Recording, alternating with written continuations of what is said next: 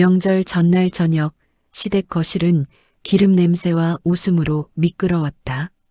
전 부치는 소리가 텔레비전 예능 소리와 엉겨붙고 친척들의 말끝엔 술 기운이 달라붙었다. 나는 부엌에서 설거지를 했다. 접시 위에 남은 기름막이 손목을 잡아당기는 느낌이 싫어서 물을 더 뜨겁게 틀었다. 뜨거운 물은 잠깐 용감해졌다가 금방 미지근해졌고 나는 그 온도에 익숙해졌다. 쟤는 뭐라도 할 줄 아는 게 있을라나 몰라. 시어머니의 목소리가 거실 한가운데서 튀어올랐다. 웃음이 잠깐 멎었다가 누군가가 아이고 하고 받자 다시 커졌다. 나는 고개를 숙인 채 그릇을 더 세게 문질렀다. 물소리가 말들을 지워주길 바랐지만 말은 물보다 잘 번졌다. 자기 관리도 못하는 애가 무슨 살림을 제대로 하겠어요. 맞아. 살림은 손이 가벼워야지. 손이 무거우며. 아니, 그렇게까지 말하냐. 왜요? 사실이잖아요. 우리 민준이가 참. 민준이라는 이름이 나오자 내 손이 잠깐 멈췄다. 남편 이름은 이 집에서 언제나 아까운 것의 다른 말이었다. 나는 다시 접시를 잡았다. 손가락 끝이 하얗게 질릴 정도로 힘이 들어갔다. 거실에서 남편이 작게 말했다. 엄마, 그만해. 수진이도 듣잖아. 시어머니는 웃으면서 대답했다. 들으라고 하는 말이지. 듣고 고치면 되잖아. 여자가 말이야, 살만 빼면 반은 먹고 들어가. 여자, 살, 반, 세 단어가 내 등에 차례대로 던져졌다. 나는 등에 붙은 말들을 털어내듯 어깨를 한번 들썩였지만 말들은 떨어지지 않았다. 가볍게 붙는 말일수록 잘 안 떨어진다. 부엌 문틈으로 거실이 조금 보였다. 시어머니는 전 접시를 들고 앉아 친척들 가운데서 왕처럼 웃고 있었다. 누군가는 내 쪽을 흘끗 봤고 누군가는 아예 보지도 않았다. 나는 그 시선을 한 번도 제대로 맞받아친 적이 없었다. 맞받아치면 내가 이상한 사람이 되는 집이었으니까. 나는 늘 괜찮은 사람으로 남아야 했다. 그래야 여기서 살아남는다고 믿었다. 접시를 헹구다가 나는 무심코 손목을 쓸었다. 며칠 전부터 손목 안쪽이 욱신거렸고 손을 오래 쓰면 저릿했다. 병원에 가자는 말이 목까지 올라왔다가 삼켜졌다. 병원은 사치라는 표정을 시어머니가 먼저 만들어낼 게 뻔했다. 내 몸은 내 것이지만 이 집에서는 내 몸조차 내 마음대로 쓰기 어려웠다. 며느리야. 시어머니가 부엌을 향해 불렀다. 수진이 아니라 며느리. 호출은 언제나 직함으로 왔다. 물 좀 더 끓여. 차 마시게. 그리고 전 좀 더 부쳐. 손님들 왔는데 그 꼴이 뭐야. 나는 네 하고 대답했다. 그 한 글자에는 오늘 하루를 버티는 기술이 들어 있었다. 네 라고 말하면 일은 끝나지 않지만 말다툼은 시작되지 않는다. 나는 차 주전자를 올리고 반죽을 다시 저었다. 기름이 다시 달아올랐다. 친척들 대화는 내 귀를 피해가지 않았다. 그래도 집안일은 잘하나 봐요. 집안일. 그거야 뭐 애가 집에만 있으니 할 건 하지. 요즘 애들은 일도 안 하잖아. 근데 얘는 밖에 나가면 사람들이 놀라겠다. 그렇지. 그래도 순하니까 받아준 거지. 순하다. 받아줬다. 나를 사람으로 부르는 말이 아니었다. 순한 건 고기고 받아주는 건 물건이다. 나는 기름 위로 반죽을 떨어뜨리며 생각했다. 순한 며느리는 쓰기 좋다. 시어머니는 내 순함을 자기 집의 윤활유처럼 썼다. 소리 없이 잘 미끄러지게 해주는 것. 그래서 아무도 삐걱거리는 소리를 듣지 않는다. 뒤에서 남편이 부엌으로 들어왔다. 그는 조심스럽게 다가와 내 옆에 서더니 목소리를 낮췄다. 미안해. 엄마가 원래 그래. 그냥 넘겨. 그 말이 가장 잔인한 방식으로 부드러웠다.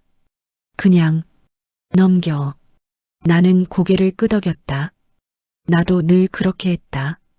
넘기면 오늘이 지나가고, 오늘이 지나가면 내일이 오고, 내일이 오면 언젠가 괜찮아질 거라고 내 안에 누군가가 계속 거짓말을 했다. 수진아, 너도 여기 와서 한잔해. 남편이 웃으며 말했지만 거실로 나가면 나는 한 잔이 아니라 한 조각이 된다. 모두가 씹고 평가하고 삼키는 조각. 나는 손을 씻는 척하며 시간을 끌었다. 그때였다. 시어머니가 친척들 쪽으로 몸을 기울이며 말했다. 근데 얘가 말이야, 은행 일은 잘해. 서류 같은 거. 살쪄서 밖에 나가기 창피할 텐데 그런 거라도 하니까 내가 봐준다. 나는 그 문장을 정확히 들었다. 봐준다라는 단어가 접시보다 차갑게 내 손에 붙었다. 순간 내 머릿속에서 무언가가 딱 하고 정렬되는 느낌이 들었다. 서류, 은행, 내가 한다. 내가 하면 돌아간다. 내가 안 하면? 나는 뜨거운 기름 위에서 전을 뒤집었다. 전이 뒤집히며 잠깐 공중에 떠올랐다가 다시 떨어졌다. 납작해진 반죽이 한 면을 태우고 다른 면을 익히는 일이 이 집의 규칙이라면 나는 늘 태우는 쪽을 내 몫으로 받아왔다. 거실에서 웃음이 또 터졌다. 시어머니는 계속 말했다. 우리 집은 내가 다 챙기지만 이런 건 며느리가 해야지. 집에 있잖아. 그럼 일이라도 해야지. 나는 그 말 끝을 놓치지 않았다.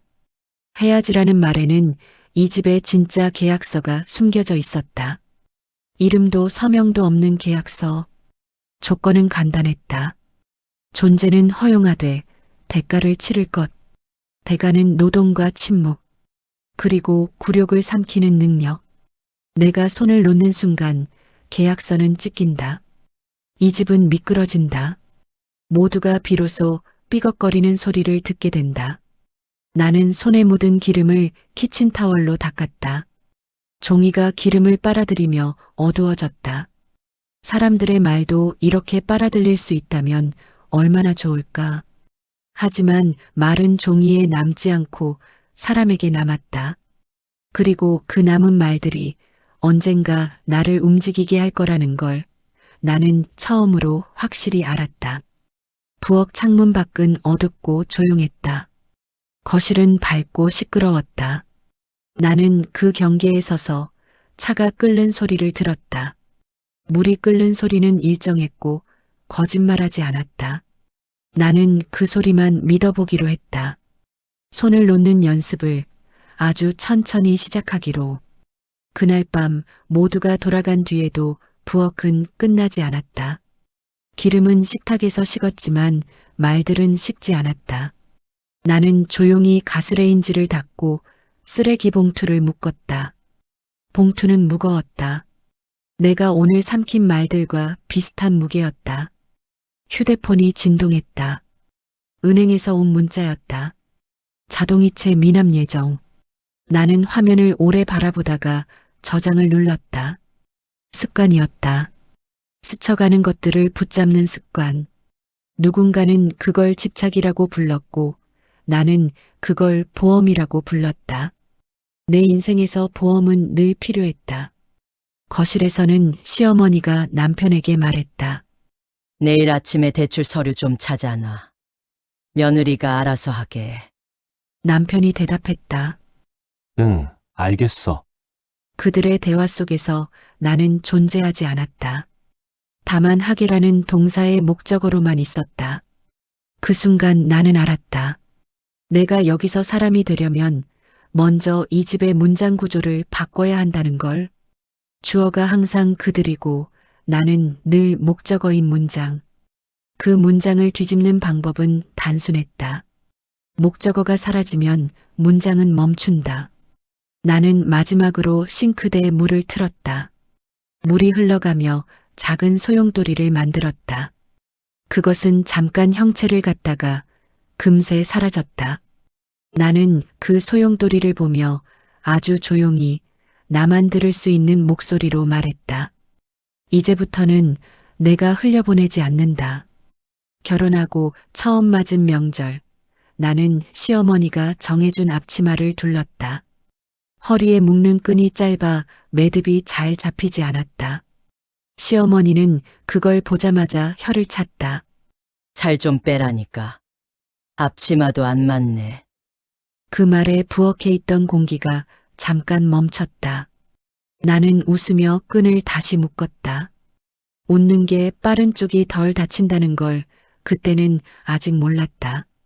그날 이후 앞치마는 늘 같은 자리에 걸렸다. 내 자리라는 듯이 시어머니는 다른 며느리들에겐 앉아 있어 내가 할게라고 말했지만 나에게는 늘 달랐다. 너는 젊잖아. 젊다는 말은 면죄부가 아니라 명령이었다. 식사 시간은 전쟁 같았다. 전쟁이라고 해서 큰 소리가 나는 건 아니었다. 오히려 조용했다. 누가 어느 자리에 앉는지, 반찬이 어느 방향으로 도는지, 국을 누가 먼저 푸는지, 그 모든 게 규칙이었고 나는 그 규칙의 맨 끝에 있었다. 내 앞에 국그릇은 늘 다른 사람들보다 얕았다. 일부러 확인하지 않으려고 했지만 숟가락을 넣으면 금방 바닥이 닿았다. 시어머니는 그때마다 같은 말을 했다. 어차피 많이 먹잖아. 그 말은 농담처럼 던져졌고 모두가 웃었다. 웃음 속에서 나는 숟가락을 내려놓았다. 먹는 속도를 조절하는 것도 기술이었다. 너무 빨리 먹으면 역시가 되고 너무 늦게 먹으면 괜히 굶는 척이 된다. 남편은 내 맞은편에 앉아 있었다. 그는 내가 국을 덜 받은 걸 보면서도 아무 말도 하지 않았다. 대신 식사가 끝나면 조용히 물었다. 배 안 고파? 나는 고개를 저었다. 괜찮아. 그 말이 내 입에 붙어 있었다. 괜찮아. 괜찮다고 말하면 문제는 사라지는 게 아니라 내 몸 안으로 들어왔다. 시어머니는 내 이름을 잘 부르지 않았다. 정확히 말하면 부를 필요를 느끼지 못했다. 야, 거기. 너. 며느리. 그 중에서도 가장 많이 쓰인 건 며느리였다. 이름 대신 역할. 역할은 바꿀 수 있지만 이름은 바꾸기 어렵다. 이 집에서는 그 반대였다. 역할은 고정이고 이름은 필요 없었다. 어느 날은 친척이 갑자기 들이닥쳤다. 시어머니는 나를 보자마자 말했다. 차 좀 내와. 나는 찻잔을 꺼냈고 물을 끓였다. 친척은 나를 위아래로 훑어보더니 웃었다. 요즘 살 많이 찐 것 같네. 나는 대답하지 않았다. 대답할 타이밍을 찾다가 놓쳤다. 시어머니가 대신 말했다. 얘가 원래 그래. 자기 관리를 안 해. 그 말에 친척은 고개를 끄덕였다. 동의는 이렇게 쉽게 만들어졌다. 그날 밤 남편에게 말했다. 어머니가 자꾸 그런 말씀을 하셔서 남편은 한숨을 쉬며 말했다. 엄마가 원래 그래. 아기는 없어. 아기가 없으면 상처는 어디서 오는 걸까? 나는 그 질문을 삼켰다. 삼키는 데에는 이미 익숙했다. 집에 있는 날이 늘어날수록 시어머니의 부탁도 늘어났다. 처음엔 사소한 일이었다. 은행 가서 이것 좀 물어봐. 구청에 전화 좀 해. 보험사에서 뭐라는데 네가 좀 알아봐. 그 말 끝에는 늘 같은 이유가 붙었다. 너는 집에 있잖아. 집에 있다는 건 시간이 남는다는 뜻이 아니라 시간이 내 것이 아니라는 뜻이었다. 부엌에서 일을 하다 보면 시어머니는 종종 나를 평가했다. 손은 빠르네. 칭찬처럼 들렸지만 그 뒤에는 꼭 다른 말이 붙었다. 근데 살은 왜 그렇게 찌냐? 나는 대답하지 않았다. 손이 빠르다는 말이 남아있기를 바랐다. 그 말 하나라도 붙잡고 싶었다. 신우이는 가끔 나를 흘끗 보며 말했다. 언니는 진짜 착해. 착하다는 말은 여기서 칭찬이 아니었다. 불편하지 않다는 뜻이었다. 나는 그 불편하지 않음이 어떤 대가로 만들어지는지 알고 있었다. 밤이 되면 나는 혼자 계산했다. 오늘 들은 말, 오늘 한 일, 오늘 삼킨 감정. 그것들을 마음속에서 정리했다. 이 집에서는 감정을 흘려보내면 안 됐다. 흘려보내면 다시 나에게 돌아왔다. 그래서 나는 쌓았다. 조용히 아무도 모르게. 어느 날 시어머니가 말했다. 너는 참 쓰기 편해. 나는 그 말이 칭찬인지 욕인지 몰라 잠깐 웃었다. 웃음이 늦게 나왔다. 말 안 하고 시키는 거 다 하고. 그 말에 나는 고개를 끄덕였다. 부정하면 더 큰 말이 돌아올 게 분명했다. 그날 밤 나는 거울을 오래 봤다. 거울 속에 나는 내가 알던 얼굴과 조금 달랐다. 살이 쪘다는 것보다 눈이 달라 보였다. 예전보다 조용했고 오래 참고 있었다. 나는 속으로 말했다. 조금만 더. 그 말은 희망이 아니라 유해였다. 시어머니는 점점 더 많은 걸 맡겼다. 이건 네가 하는 게 낫겠다. 그 말이 반복될수록 나는 이상한 안정감을 느꼈다. 내가 없으면 안 된다는 착각. 그 착각이 나를 버티게 했다. 그리고 동시에 나를 묶었다. 그 집에서 나는 사람이 아니라 기능이었다. 부엌 기능, 서류 기능, 침묵 기능. 그 기능들이 잘 돌아갈수록 나는 더 작아졌다. 아무도 그걸 이상하다고 말하지 않았다. 이상하다고 말할 사람은 이미 이 집에 없었다. 나는 그때 알지 못했다. 이 기능들이 언젠가 이 집에 목을 쥘 거라는 걸. 아니, 어쩌면 알고 있었을지도 모른다. 다만 그 사실을 인정하기엔 아직 너무 조용히 살고 있었을 뿐이다. 시어머니는 사람들 앞에서 말하는 걸 좋아했다. 혼자 있을 때보다 누군가 있을 때 말이 더 커지고 또렷해졌다. 말이 많아질수록 힘이 생긴다는 걸 아는 사람처럼. 그날은 시아버지 생신이었다. 식구들만 모이는 줄 알았는데 시어머니는 동네 지인들까지 불렀다. 상 위에는 음식이 넘쳤고 사람들은 번갈아가며 시아버지 앞에 술잔을 놓았다. 나는 부엌과 거실을 오가며 접시를 옮겼다. 발걸음이 잦아질수록 내 자리는 점점 사라졌다. 며느리야, 시어머니가 사람들 앞에서 불렀다. 이리 와서 이것 좀 봐. 나는 손을 닫고 나갔다. 시어머니는 상 한가운데 놓인 잡채를 가리켰다. 이건 네가 한 거지. 네, 간이 왜 이래? 짜잖아. 사람들의 시선이 한꺼번에 잡채로 다시 나로 옮겨왔다. 나는 대답을 찾다가 놓쳤다. 시어머니는 기다리지 않았다. 그러니까 살찐 애들은 손맛도 없어. 먹는 것만 아는 거지. 웃음이 터졌다. 누군가는 술잔을 들다 말고 웃었고 누군가는 민망한 표정으로 고개를 숙였다. 그중 누구도 그만하세요라고 말하지 않았다. 그 말은 여기서 너무 무거웠다. 나는 고개를 숙였다. 숙이는 게 습관이 되면 목이 먼저 반응한다. 아니에요. 맛있어요. 누군가가 형식적으로 말했다. 그래도 짜긴 짜. 시어머니는 말을 놓지 않았다. 확인 도장을 찍듯 한 번 더. 나는 다시 부엌으로 돌아갔다. 잡채는 여전히 상 위에 있었고 아무도 젓가락을 멈추지 않았다. 짜다던 음식은 계속 먹혔다. 그 사실이 이상하게 더 아팠다. 말은 나에게만 남고 결과는 아무도 책임지지 않는 구조. 이 집의 방식이었다. 남편은 그날도 아무 말이 없었다. 눈이 마주쳤을 때 그는 입꼬리를 조금 올렸다. 넘기자는 신호였다. 그 신호를 이해하지 못한 적은 없었다. 이해했기 때문에 더 서러웠다. 식사가 끝나고 사람들이 흩어질 무렵 시어머니는 갑자기 말을 바꿨다. 그래도 얘가 이런 건 잘해. 그 말에 나는 고개를 들었다. 은행 일 같은 거.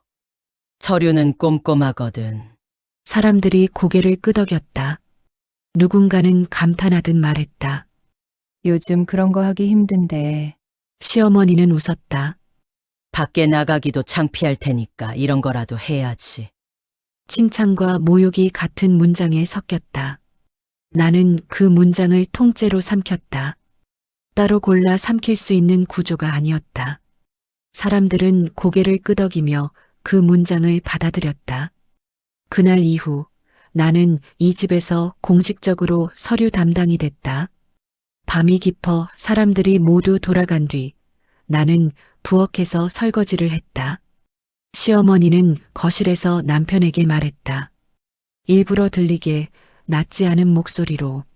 그래도 며느리가 있어서 다행이야. 이런 건 네가 하면 큰일 나. 남편이 웃으며 대답했다. 그러게. 수진이가 좀 잘하긴 해. 나는 그 말을 들었다. 이름이 나왔다는 사실보다 그 뒤에 붙은 말이 마음에 남았다. 좀 잘한다. 그 좀이라는 단어가 내가 이 집에서 받을 수 있는 최대치라는 걸 알았다. 그날 밤 나는 남편에게 말했다. 오늘 어머니 말씀 좀 심하지 않았어?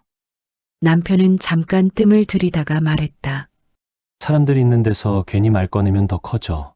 그래도 나한테 그런 말씀을. 수진아, 그가 내 말을 끊었다. 우리 집은 원래 그래. 너만 유난 떨면 이상해져. 그 말이 마지막이었다. 그날 이후 나는 더 이상 왜라고 묻지 않았다. 왜 이런 말을 하는지, 왜 나만 이런 대우를 받는지. 질문은 여기서 환영받지 않았다. 대신 나는 관찰했다. 누가 언제 어떤 말을 하는지, 그 말이 어떤 결과를 만드는지. 시어머니는 점점 더 많은 걸 맡겼다. 대출 서류, 임대계약, 세금 고지서. 나는 묻지 않고 처리했다. 처리할수록 집은 조용해졌다. 시어머니의 표정이 편해졌다. 집이 잘 돌아간다는 신호였다. 그 조용함 속에서 나는 아주 천천히 생각했다. 이 집은 내가 조용히 움직일수록 평화롭다. 그렇다면 내가 멈추면 이 평화는 어디까지 갈까? 거울 앞에 서서 나는 내 얼굴을 오래 봤다. 살이 찐 얼굴이었다. 그건 사실이었다. 하지만 그보다 더 분명한 사실이 있었다. 이 얼굴은 아무 말도 하지 않아도 너무 많은 일을 하고 있다는 것. 그날 밤 나는 마음속으로 처음으로 문장을 하나 완성했다. 이 집은 내가 굴러가게 하고 있다. 그 문장은 소리 내지 않아도 또렷했다. 그리고 이상하게도 무섭지 않았다. 오히려 정리된 느낌이었다. 무언가를 알게 된 사람만이 가질 수 있는 차분함. 나는 다시 고개를 숙였다.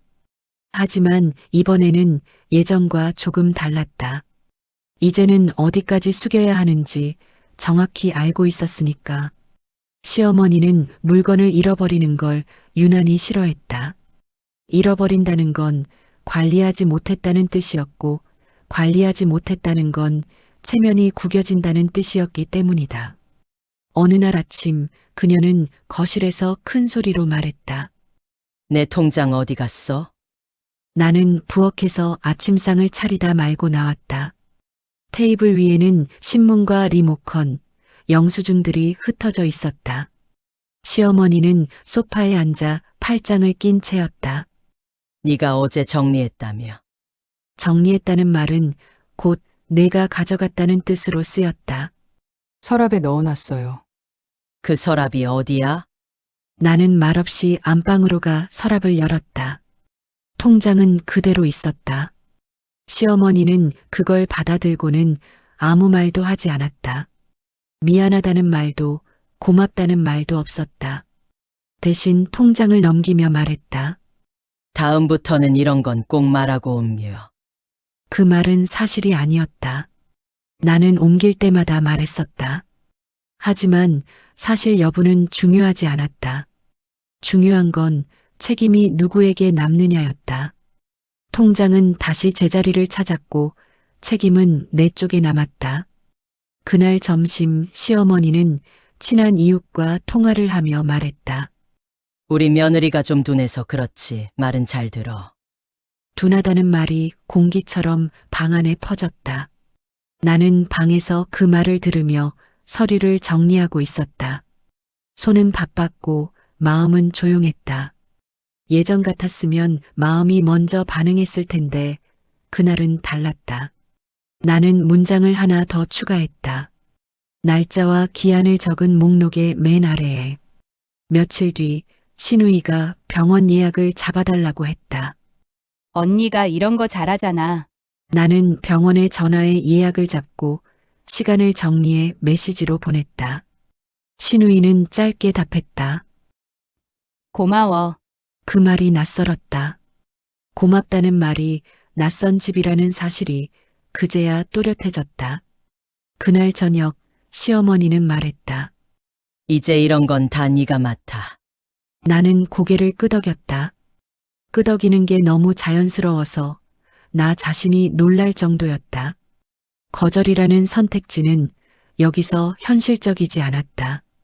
대신 나는 다시 정리했다. 일정, 기한, 책임.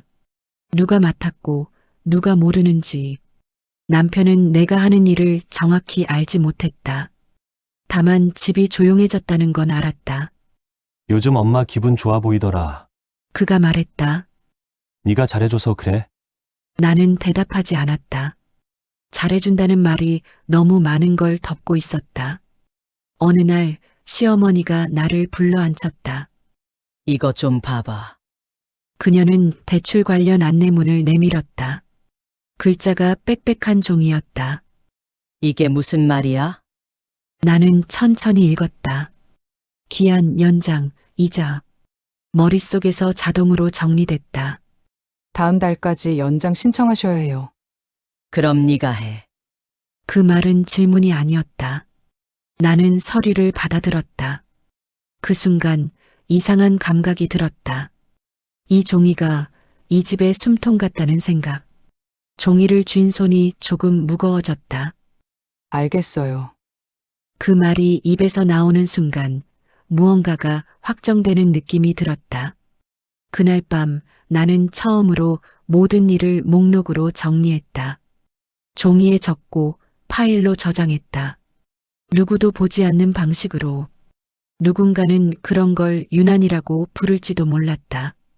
하지만 나는 알고 있었다. 이 집에서는 유난만이 나를 지켜준다는 걸. 시어머니는 점점 더 당연해졌다. 그건 네가 알아서. 그건 네가 하는 게 낫지. 그 말이 늘어날수록 나는 말수가 줄었다. 말 대신 기록이 늘었다. 기록은 배신하지 않았다. 어느 저녁 남편이 물었다. 너 요즘 힘들지 않아? 나는 잠깐 생각했다. 힘들지 않다고 말할 수도 힘들다고 말할 수도 있었다. 하지만 둘 다 정확하지 않았다. 괜찮아. 나는 결국 그 말을 골랐다. 아직은 그 말이 필요했다. 잠자리에 누워 천장을 보며 나는 계산했다. 내가 하고 있는 일들, 내가 멈췄을 때 생길 일들. 계산은 감정보다 솔직했다. 이 집은 나를 가볍게 본다. 하지만 동시에 나 없이는 무거워진다. 그 사실을 깨닫는 데에는 시간이 걸리지 않았다. 받아들이는 데에만 시간이 걸렸다. 나는 천천히 숨을 내쉬었다.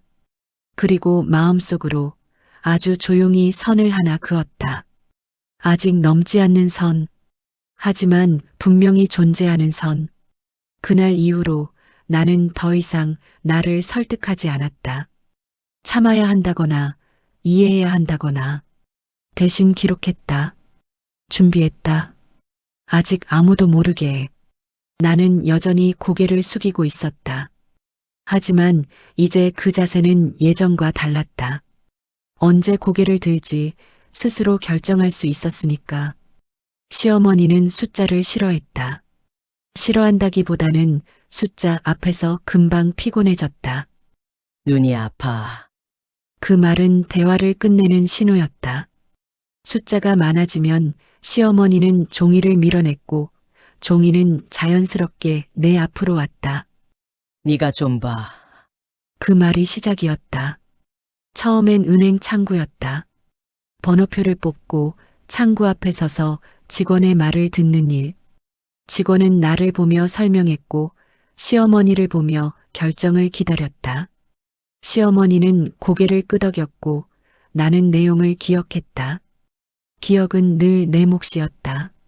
이건 3개월마다 연장하셔야 하고요. 알아서 해. 시어머니는 나를 보며 말했다. 그 말이 직원에게는 위임처럼 들렸을 것이다. 나에게는 명령이었다. 집에 돌아와 나는 달력에 표시했다. 날짜 옆에 작은 별을 그렸다. 별은 중요한 것들이었다. 별이 늘어날수록 달력은 복잡해졌고 시어머니의 얼굴은 편해졌다. 편해진 얼굴은 다시 나를 부렸다.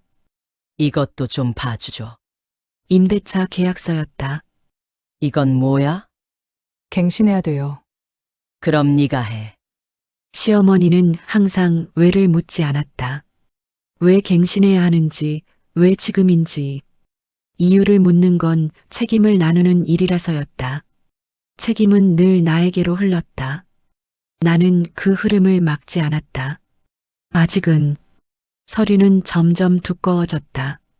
대출 안내문, 보험 약관, 세금 고지서. 종이들은 서로 다른 언어로 말을 걸어왔지만 나는 알아들을 수 있었다. 알아듣는 사람이 있다는 건 일을 맡길 이유가 되었다. 너는 이런 거 잘하잖아. 시어머니는 그렇게 말했다. 그 말에는 묘한 칭찬이 섞여 있었다. 하지만 그 칭찬은 나를 위로하지 않았다. 나를 묶는 끈에 가까웠다. 어느 날 은행에서 전화가 왔다. 연장 신청 서류가 아직 접수되지 않아서요. 나는 달력을 확인했다. 별 옆에 작은 동그라미가 그려져 있었다. 처리 예정. 아직 기한은 남아 있었다.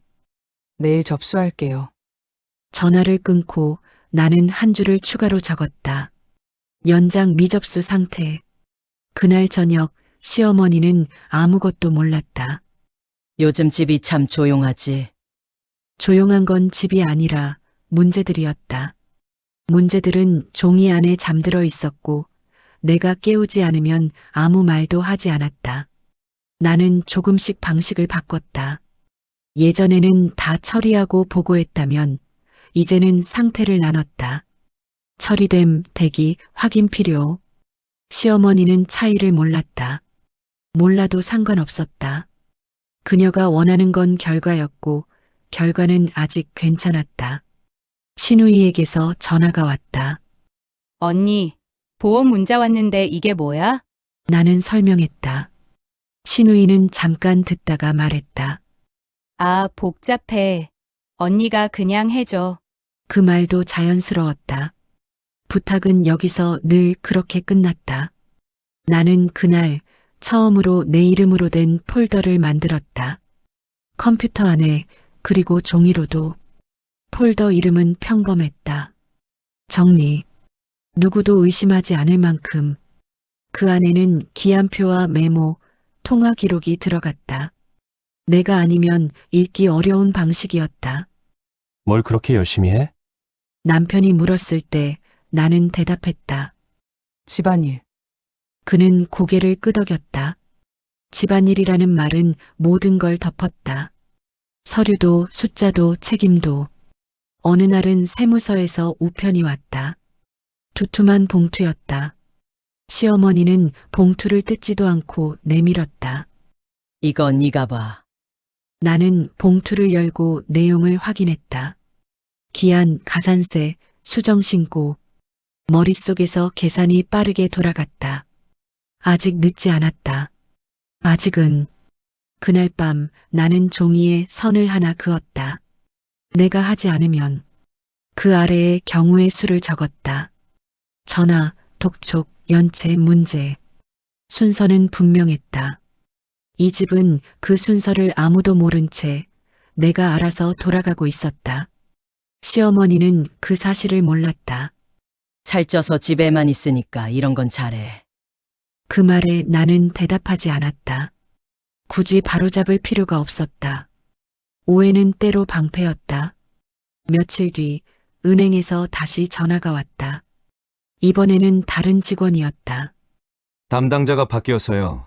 나는 새로운 이름을 적었다. 이름들이 늘어날수록 이 집의 바깥이 더 선명해졌다. 바깥은 체계적이었고 안은 감정적이었다. 그 사이에 내가 서 있었다. 그날 밤 나는 달력을 다시 봤다. 별과 동그라미가 빽빽했다. 그리고 그 사이사이에 아무 표시도 없는 날들이 있었다. 그날들은 내가 일부러 비워둔 날들이었다. 아직 쓰지 않은 카드처럼. 나는 그 카드가 언제 필요해질지 정확히 알고 있었다. 다만 꺼내지 않을 뿐이었다. 지금은 아직 집이 잘 돌아가야 했다. 잘 돌아가야 멈췄을 때 차이가 보이니까. 잠자리에 누워 나는 생각했다. 이 집은 나를 가볍게 여긴다.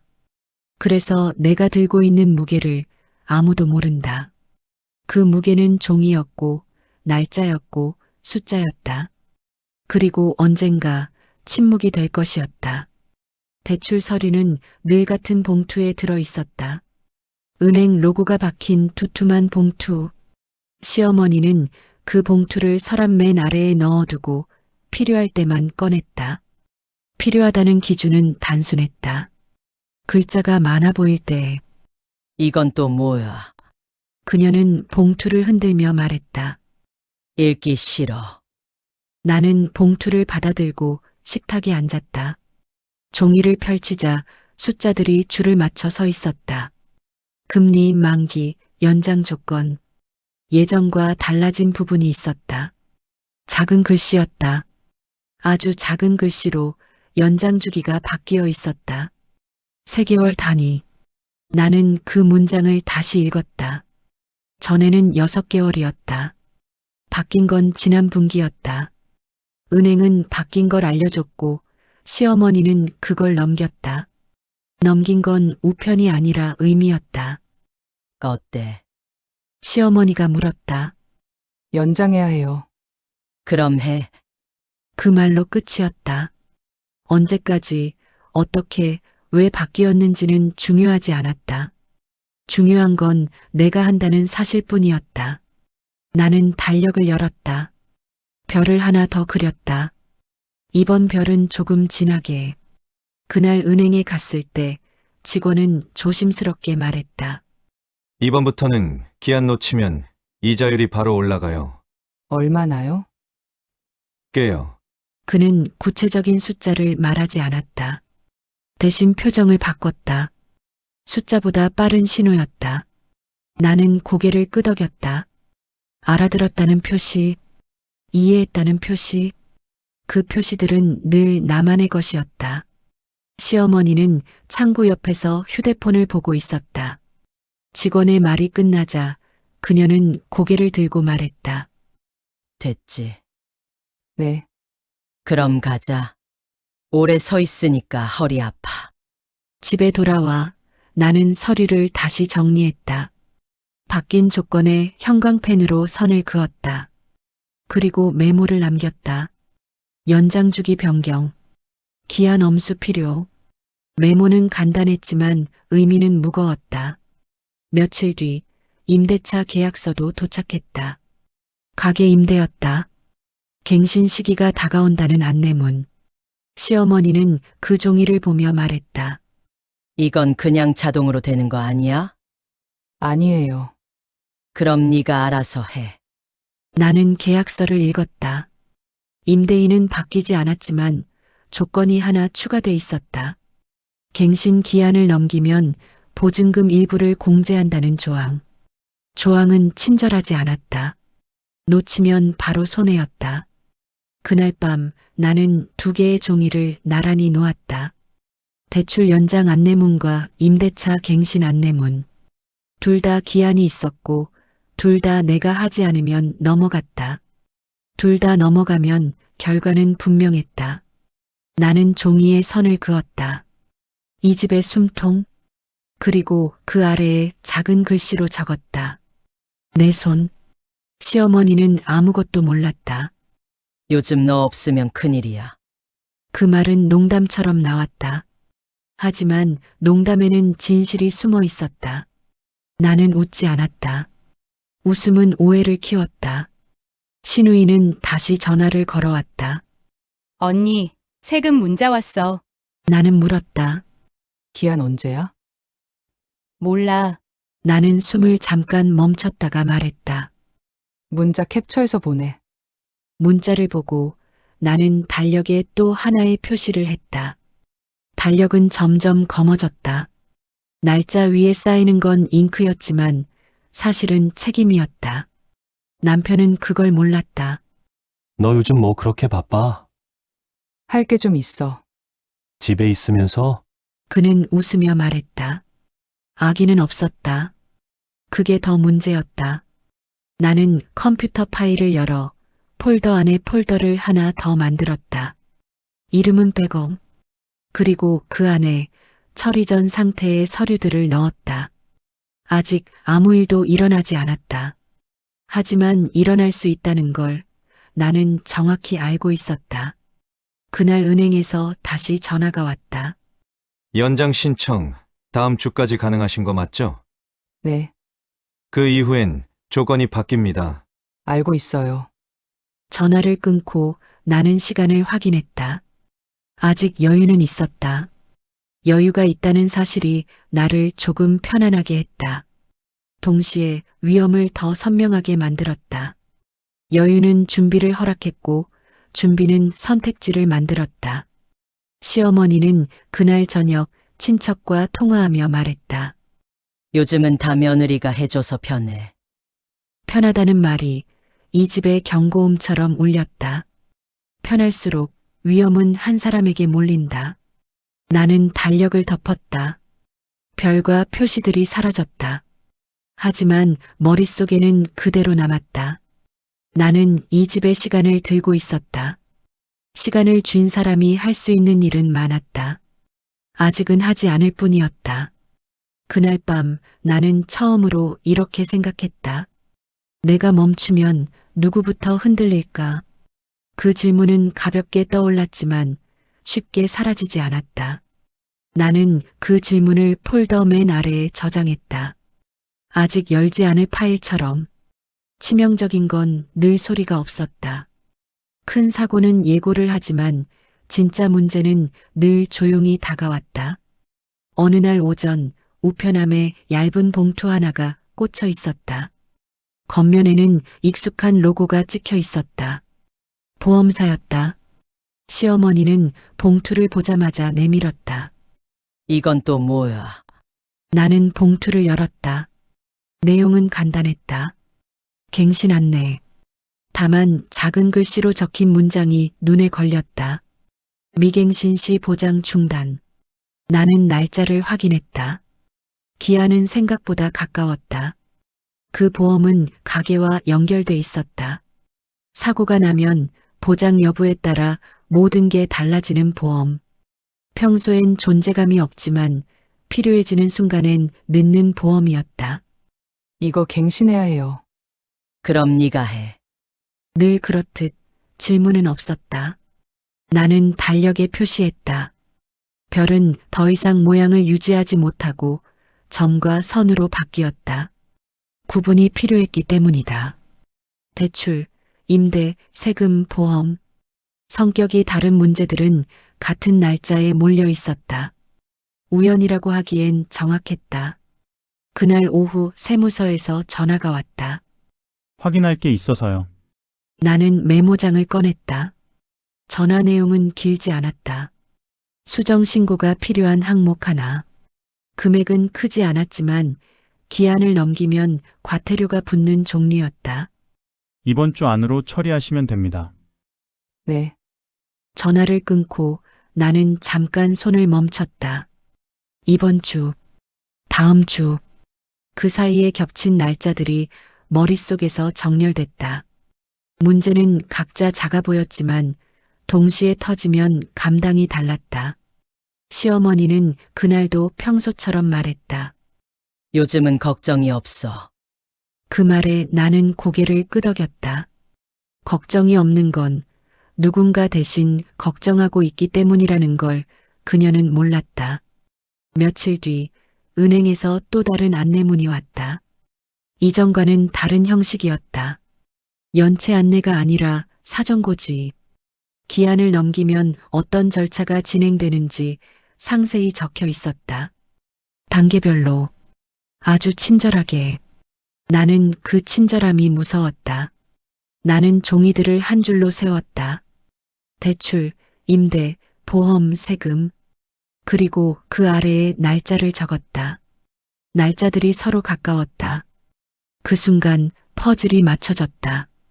이 집은 내가 매달 조금씩 돌려서 균형을 맞추고 있었다. 균형은 우연이 아니었다. 내 손이 만든 것이었다. 남편은 그날 밤 소파에 앉아 말했다. 엄마가 너한테 너무 의지하는 것 같아. 그 말에 나는 고개를 들었다. 불편해? 아니, 그냥 그는 말을 흐렸다. 의지는 불편하지 않았다. 의지는 편리했다. 책임만 아니면. 나는 컴퓨터를 켜고 폴더를 열었다. 정리 아래에 있던 파일들이 백업으로 옮겨져 있었다. 내가 옮긴 건 아니었다. 무심코 자동 동기화가 된 것이었다. 우연처럼 보였지만 나는 그걸 신호로 받아들였다. 준비가 끝났다는 신호. 그날 이후 나는 일부러 속도를 늦췄다. 바로 처리하던 일들을 하루씩 미뤘다. 문제는 생기지 않았다. 아직은. 하지만 전화의 톤이 달라졌다. 확인만 좀. 혹시 보셨어요? 나는 늘 같은 말로 답했다. 확인 중이에요. 시어머니는 아무것도 느끼지 못했다. 역시 네가 있어서 다행이야. 그 말이 나를 웃게 하지 않았다. 대신 계산하게 했다. 다행이라는 말이 사라질 순간을. 어느 날 신우이가 갑자기 찾아왔다. 언니, 엄마가 서류 찾으라는데 나는 서랍을 열어 보여줬다. 서류는 있었다. 다만 예전처럼 눈에 띄게 정리돼 있지 않았다. 여기요. 신우이는 한참을 들여다보다가 말했다. 왜 이렇게 복잡해? 원래 이런 거야. 나는 담담하게 말했다. 복잡함은 갑자기 생기지 않는다. 누군가가 대신 정리해 줄 때만 단순해 보인다. 그날 밤 나는 마지막으로 달력을 봤다. 표시된 날짜들이 한 주에 몰려 있었다. 그 주는 내가 몸이 가장 안 좋았던 시기와 겹쳤다. 우연이 아니었다. 몸은 이미 신호를 보내고 있었다. 나는 펜을 내려놓았다. 더 이상 표시하지 않았다.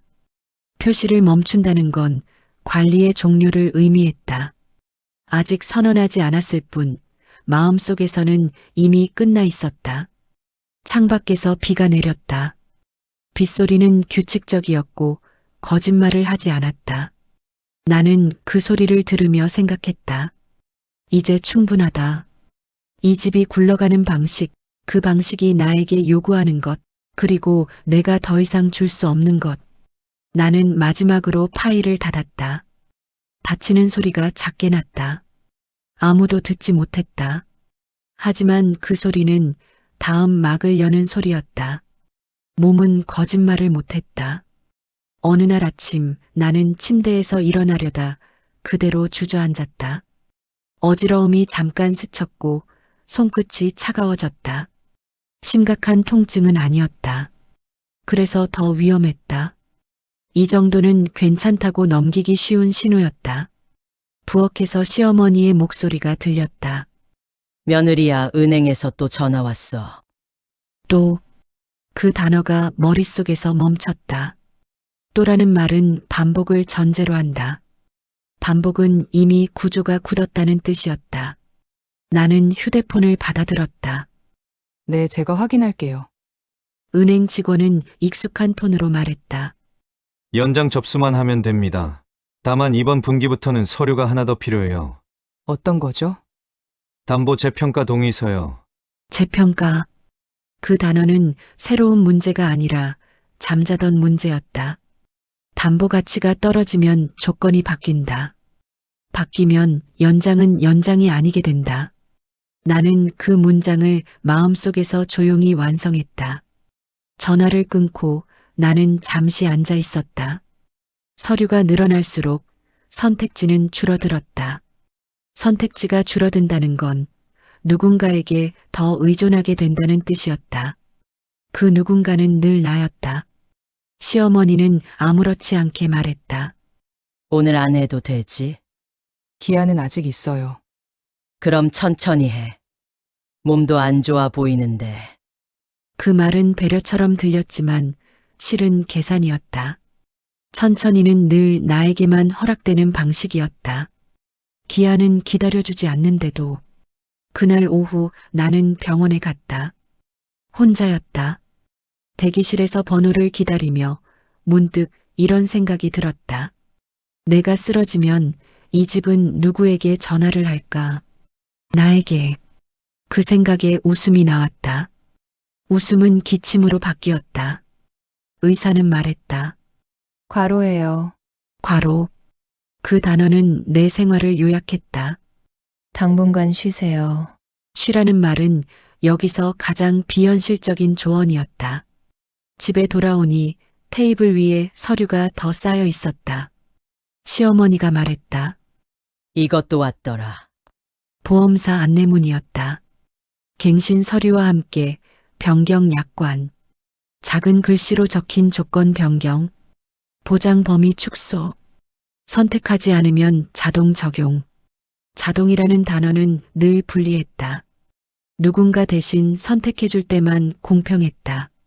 나는 서류를 펼쳐놓고 하나씩 읽었다. 그리고 깨달았다. 이 집의 모든 중요한 선택은 자동으로 굴러가고 있었다. 자동의 방향을 잡는 건 나였고 그 사실을 아는 사람은 나뿐이었다. 남편은 퇴근 후 들어와 말했다. 엄마가 너 없으면 아무것도 못한다더라. 그 말은 농담처럼 나왔지만 웃기지 않았다. 그래? 응. 근데 너도 좀 쉬어. 쉬라는 말이 이제는 책임 회피처럼 들렸다. 쉬라는 말을 할 수 있는 사람은 그 자리를 대신할 사람이 있을 때뿐이었다. 그날 밤 나는 처음으로 만약을 구체적으로 적었다. 만약 이번 주에 아무것도 하지 않으면 전화 순서, 말의 톤, 책임의 이동. 나는 그걸 적으며 놀랐다. 감정 없이도 미래가 그려진다는 사실에 미래는 이미 준비돼 있었다.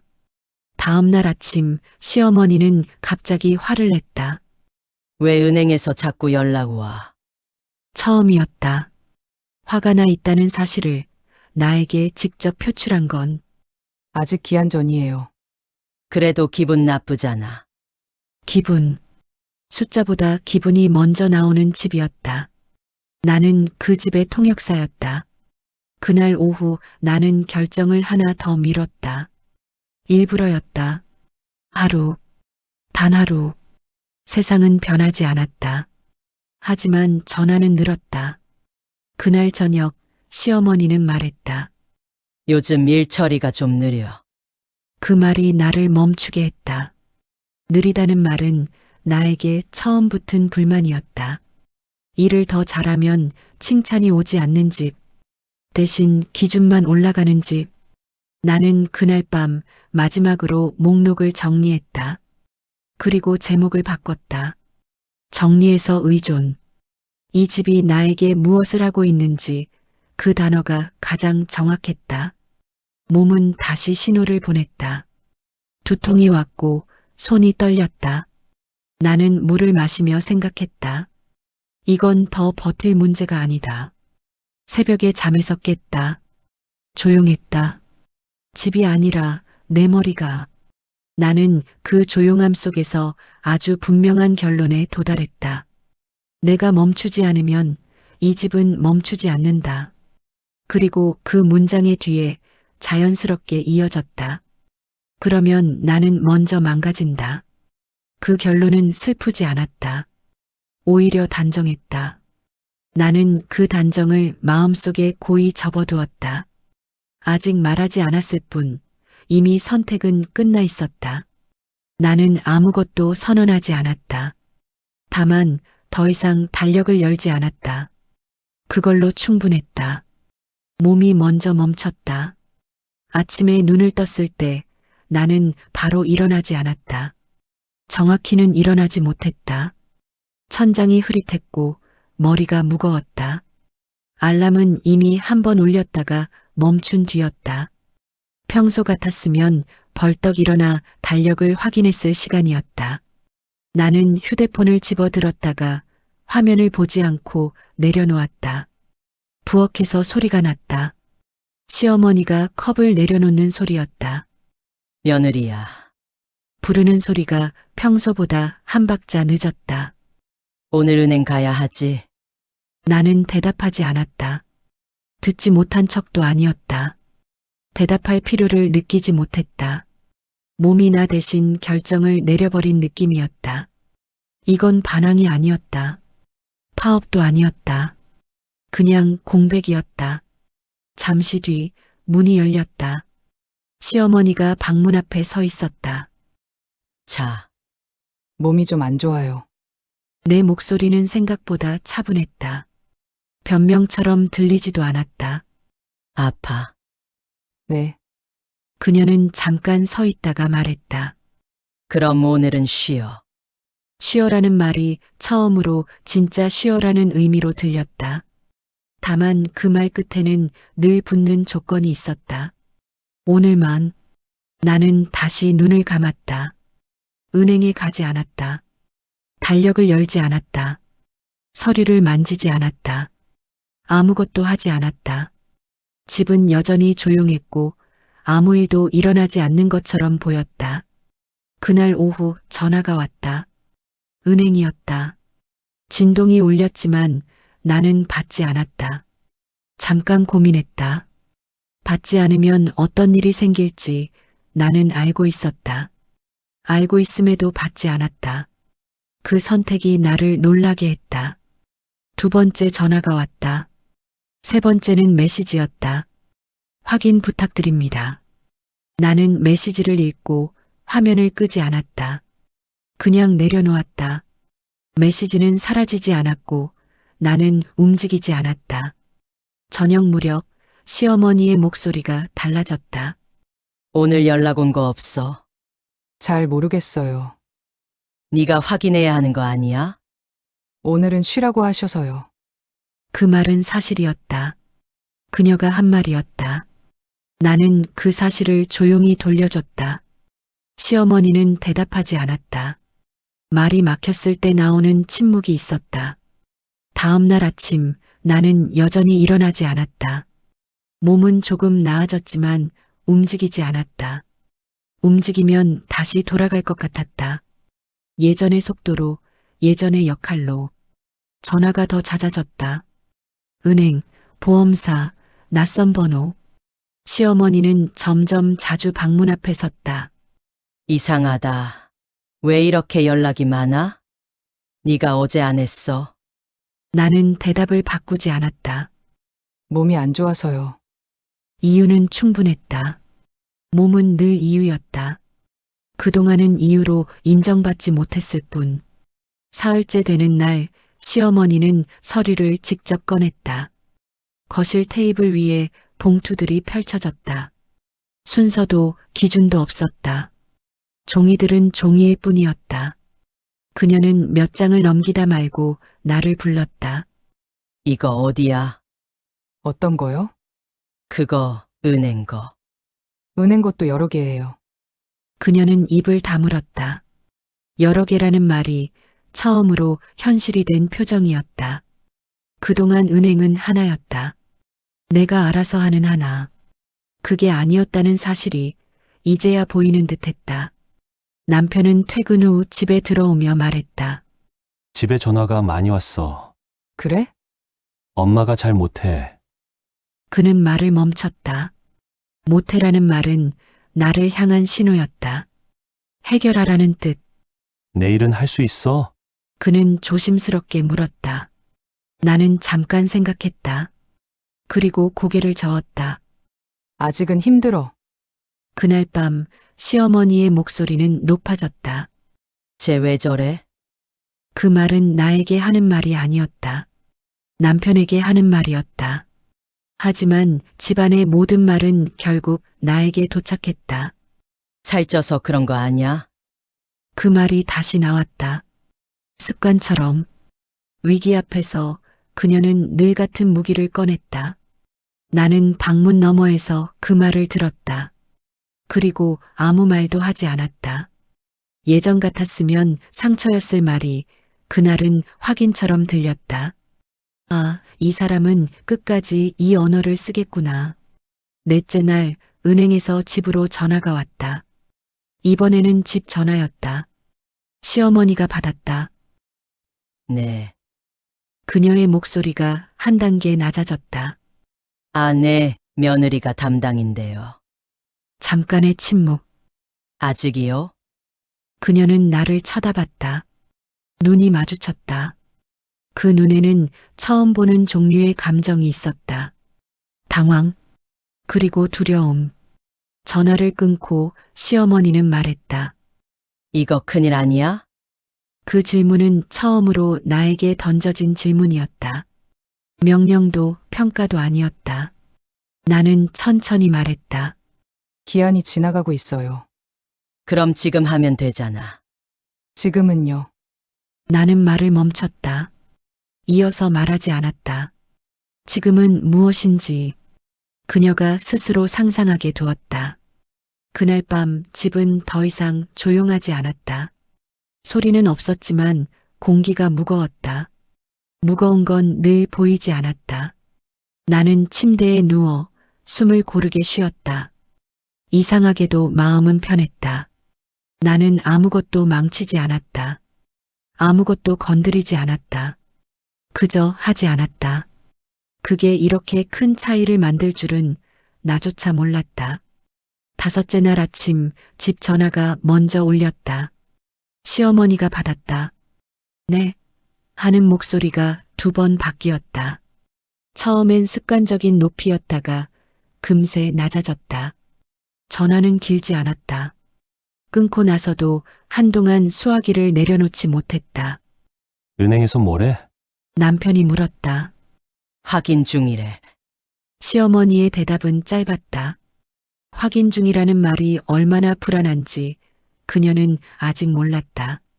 확인 중은 아무것도 정해지지 않았다는 뜻이었다. 나는 방문을 열지 않았다. 침대에 앉아 물을 마셨다. 물이 목을 타고 내려가며 몸이 조금 살아나는 느낌이 들었다. 몸이 살아나자 마음이 더 단단해졌다. 이제는 핑계가 아니라 선택이었다. 오전 내내 전화가 이어졌다. 은행, 보험사, 낯선 번호. 시어머니는 그중 몇 개를 받지 않았다. 받지 않는다는 선택이 얼마나 빨리 불안을 키우는지 그녀는 그날 배웠다. 점심 무렵 시어머니가 문을 두드렸다. 수진아. 이름을 부르는 톤이 달랐다. 낮았고 조심스러웠다. 잠깐만 나와 볼래? 나는 천천히 문을 열었다.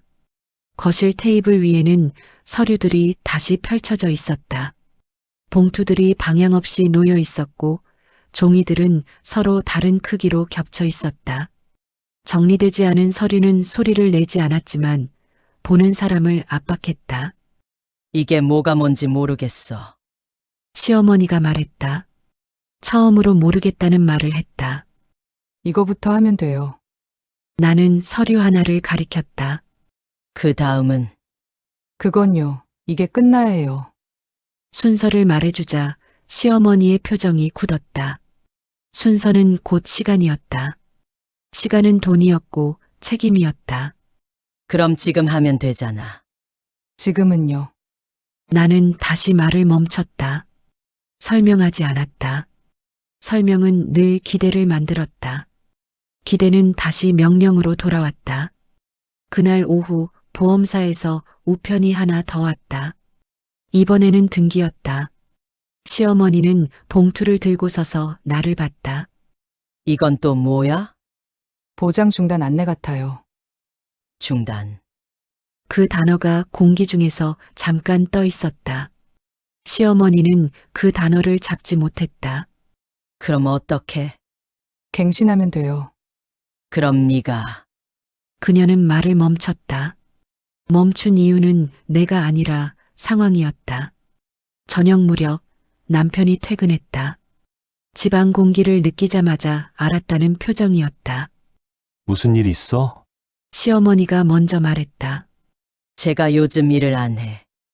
안 한다는 말이 이렇게 쉽게 나올 줄은 몰랐다. 그동안 나는 늘 하고 있었다. 안 했다는 말은 그 사실을 처음으로 드러냈다. 안 한 게 아니라 못하고 있어. 남편이 나를 보며 말했다. 몸이 안 좋대. 그게 지금 중요해? 시어머니의 목소리가 올라갔다. 지금 집이 돌아가야지. 집이 돌아간다는 말은 집이 굴러간다는 뜻이었다. 굴러가려면 누군가 밀어야 했다. 그 누군가가 늘 나였다는 사실이 이제야 말이 되기 시작했다. 내일은 할 수 있어? 남편이 다시 물었다. 그 질문에는 여러 의미가 겹쳐 있었다. 해결해달라는 부탁, 상황을 끝내달라는 요구, 그리고 익숙한 기대. 나는 그 기대를 보았다. 그리고 고개를 저었다. 아직은 그날 밤 독촉 문자가 왔다.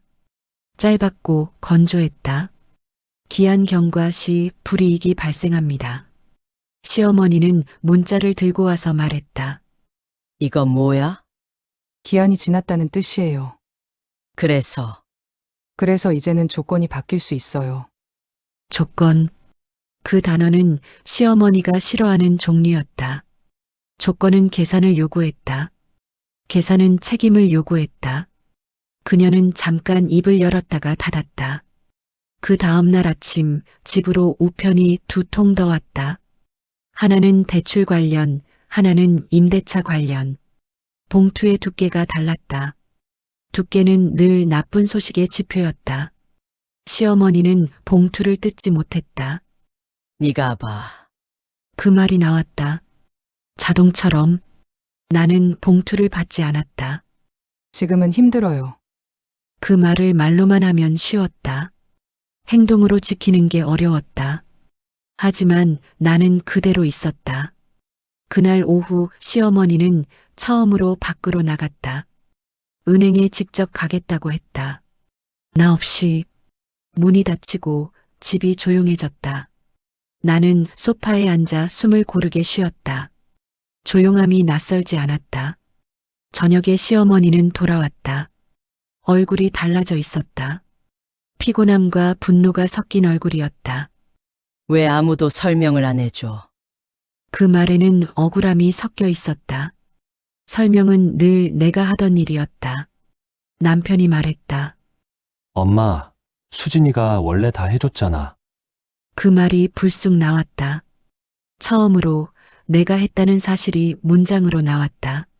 시어머니는 나를 봤다. 그 눈에는 질문이 있었다. 그럼 지금은 왜 안 하느냐는 질문. 나는 대답하지 않았다. 대답은 이미 행동으로 끝났다. 그날 밤 집은 삐걱거리기 시작했다. 큰 소리는 없었다. 하지만 작은 소리들이 겹쳤다. 전화 진동, 우편 봉투, 낮아진 목소리. 그 소리들은 하나의 문장을 만들고 있었다. 네가 없으면 안 된다. 나는 그 문장을 듣고도 움직이지 않았다. 움직이지 않는다는 게 이렇게 많은 걸 드러낼 줄은 몰랐다. 6째 날 독촉장은 문자보다 먼저 왔다. 종이가 집으로 들어오는 순간 공기는 달라졌다. 봉투는 두꺼웠고 글자는 많았다. 시어머니는 봉투를 손에 쥔 채 한참을 서 있었다. 뜯지 못한 채로. 이거 네가 봐야 하는 거 아니야? 그 말은 부탁처럼 들리려 했지만 실패했다. 목소리에 실린 건 초조였다.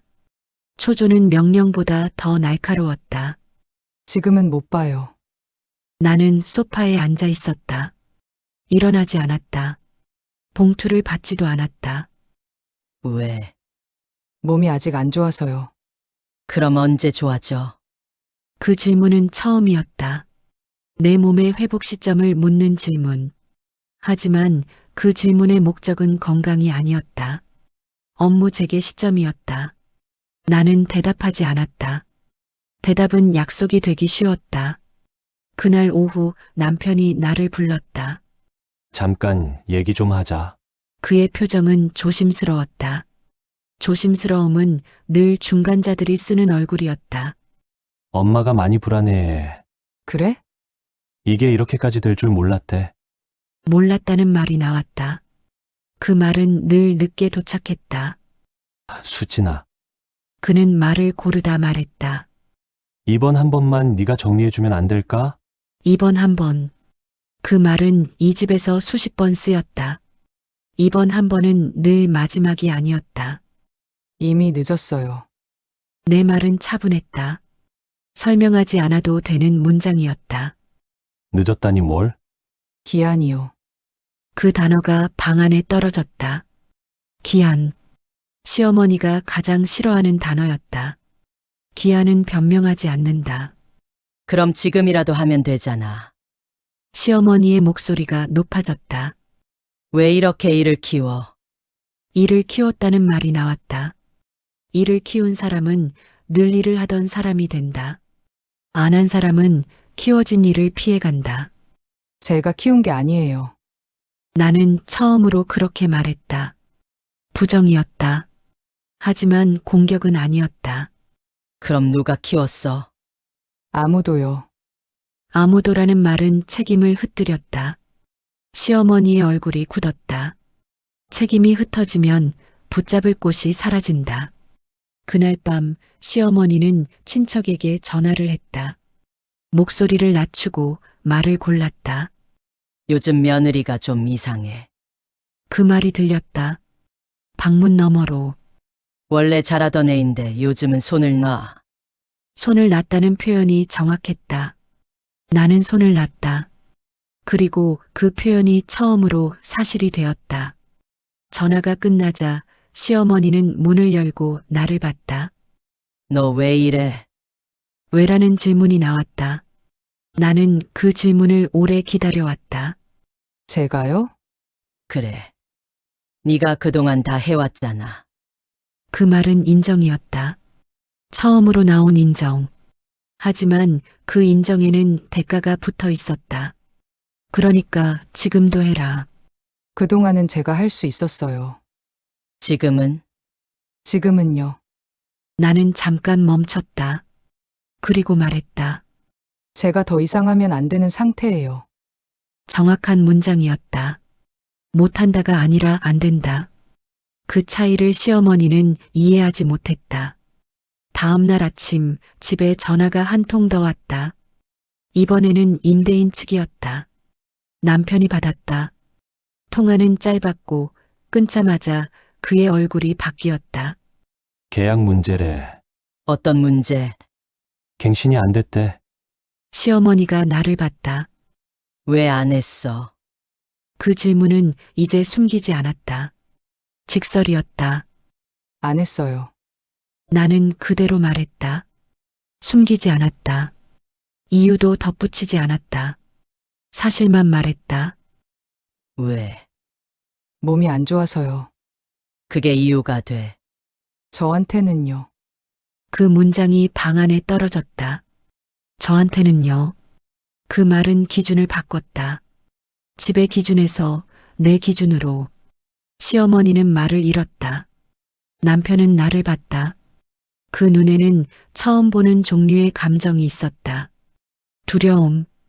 이 상황을 통제하지 못한다는 두려움. 그럼 이제 어떻게 해? 남편이 물었다. 그 질문은 해결책을 묻는 척했지만 사실은 책임자를 찾는 질문이었다.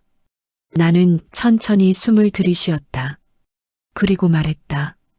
이제부터는 제가 없다고 생각하고 움직이셔야 해요. 그 문장은 크지 않았다. 소리도 높지 않았다. 하지만 그 문장이 지나간 자리에는 이전의 방식이 남아있지 않았다. 그날 밤 집은 완전히 다른 소리를 냈다. 전화벨이 더 크게 들렸고 봉투가 더 무거워 보였다. 시어머니는 잠을 이루지 못했고 남편은 말을 잃었다. 나는 침대에 누워 눈을 감았다. 이상하게도 그날은 깊게 잠들었다. 손을 놓았을 뿐인데 몸이 처음으로 쉬고 있었다. 나는 아무것도 해결하지 않았다. 다만 분명히 했다. 이제 이 집의 문제는 내 문제가 아니다라는 걸. 그 다음 날 등기 우편이 왔다. 이번에는 시어머니가 직접 받았다. 수령 확인을 하고 나서도 한참 동안 봉투를 들고 서 있었다. 봉투에는 붉은 글씨가 하나 찍혀 있었다. 독촉. 이건 그냥 안 내겠지. 시어머니는 봉투를 뜯으며 말했다. 말끝이 흔들렸다. 나는 소파에 앉아 있었다. 고개를 들지 않았다. 종이 위에는 기한과 금액, 그리고 다음 단계가 적혀 있었다. 다음 단계라는 말은 늘 사람을 조급하게 만들었다. 시어머니는 글자를 따라가다 말고 종이를 내려놓았다. 이게 무슨 뜻이야? 연체됐다는 뜻이에요. 그럼 지금 하면 되잖아. 지금은요. 나는 말을 멈췄다. 더 말하지 않았다. 종이는 이미 충분히 말하고 있었다. 그날 저녁 남편은 나를 따로 불렀다. 부엌 기었다. 문을 닫고 불을 켰다. 이렇게까지 할 필요는 없잖아. 그의 말은 조심스러웠지만 방향은 분명했다. 나를 향하고 있었다. 어떻게까지요? 집이 망할 수도 있는데. 망한다는 말이 나왔다. 처음으로 그러니까 네가 조금만. 조금만. 그 말이 또 나왔다. 이번에도 마지막처럼. 나는 이미 많이 했어. 내 말은 낮았고 단정했다. 그동안은 남편은 입을 다물었다. 그 침묵은 동의가 아니라 회피였다. 엄마가 너한테 너무 의지한 건 알아. 알면요? 그래도 지금은 지금은 상황이 나쁘면 원칙은 늘 뒤로 밀렸다. 나는 그를 보았다. 이 집에서 가장 오래 도망쳐온 사람의 얼굴이었다. 당신은 계속 중간에만 서 있었어. 그 말이 처음으로 입 밖으로 나왔다. 지금도 그래. 남편은 아무 말도 하지 않았다. 변명도 사과도 없었다. 그 침묵은 선택이었다. 나를 설득하지 않겠다는 선택이 아니라 나를 버리겠다는 선택. 부엌 불을 끄고 나와 방으로 들어왔다. 문을 닫자 집의 소리가 멀어졌다. 전화벨, 낮은 목소리, 종이 넘기는 소리. 그 모든 것이 문 하나 건너에 있었다. 그날 밤 시어머니는 한 번도 나를 부르지 않았다. 대신 남편을 불렀다. 네가 좀 알아봐. 그 말이 들렸다. 역할이 이동하는 소리였다. 나는 침대에 누워 천장을 보았다. 몸은 여전히 무거웠지만 마음은 이상하게 가벼웠다. 이제 더 이상 설명하지 않아도 됐다. 설득하지 않아도 됐다. 선택은 이미 끝났고 그 선택의 결과가 흘러가기 시작했을 뿐이었다. 나는 확실히 알았다. 이 집은 이제 나 없이 굴러가야 한다는 걸. 그리고 그것이 내가 처음으로 나 자신을 선택한 순간이라는 것도. 시어머니가 먼저 무너졌다. 아침부터 전화가 끊이지 않았다. 이번에는 집 전화도 휴대폰도 아니었다. 가게로 걸려온 전화였다. 남편이 받았다가 얼굴이 굳었다. 지금 바로 오셔야 한대. 어디로? 은행. 시어머니는 그 말을 듣고도 바로 움직이지 못했다. 외투를 들었다가 내려놓고 다시 들었다가 또 내려놓았다. 그녀는 늘 나를 먼저 불렀다. 그날도 입이 먼저 움직였다. 수진아. 그리고 멈췄다. 부를 사람이 없다는 걸 그제야 깨달은 얼굴이었다. 은행 창구 앞에서 시어머니는 처음으로 아무 말도 하지 못했다. 직원은 서류를 넘기며 설명했고 시어머니는 고개만 끄덕였다. 이해하지 못해도 끄덕이는 건 익숙한 동작이었다. 다만 이번에는 그 동작이 아무것도 해결해주지 않았다. 연체가 발생해서요. 직원의 목소리는 차분했다. 이미 다음 단계로 넘어간 상태라 지금은 연장으로 해결되지 않습니다. 연장으로 해결되지 않는다. 그 문장은 내가 몇 달 전부터 알고 있던 문장이었다. 그럼 어떻게 해야 해요? 시어머니의 목소리가 작아졌다. 전문가를 통해 구조 조정을 검토하셔야 합니다. 지금 당장 할 수 있는 건 없어요?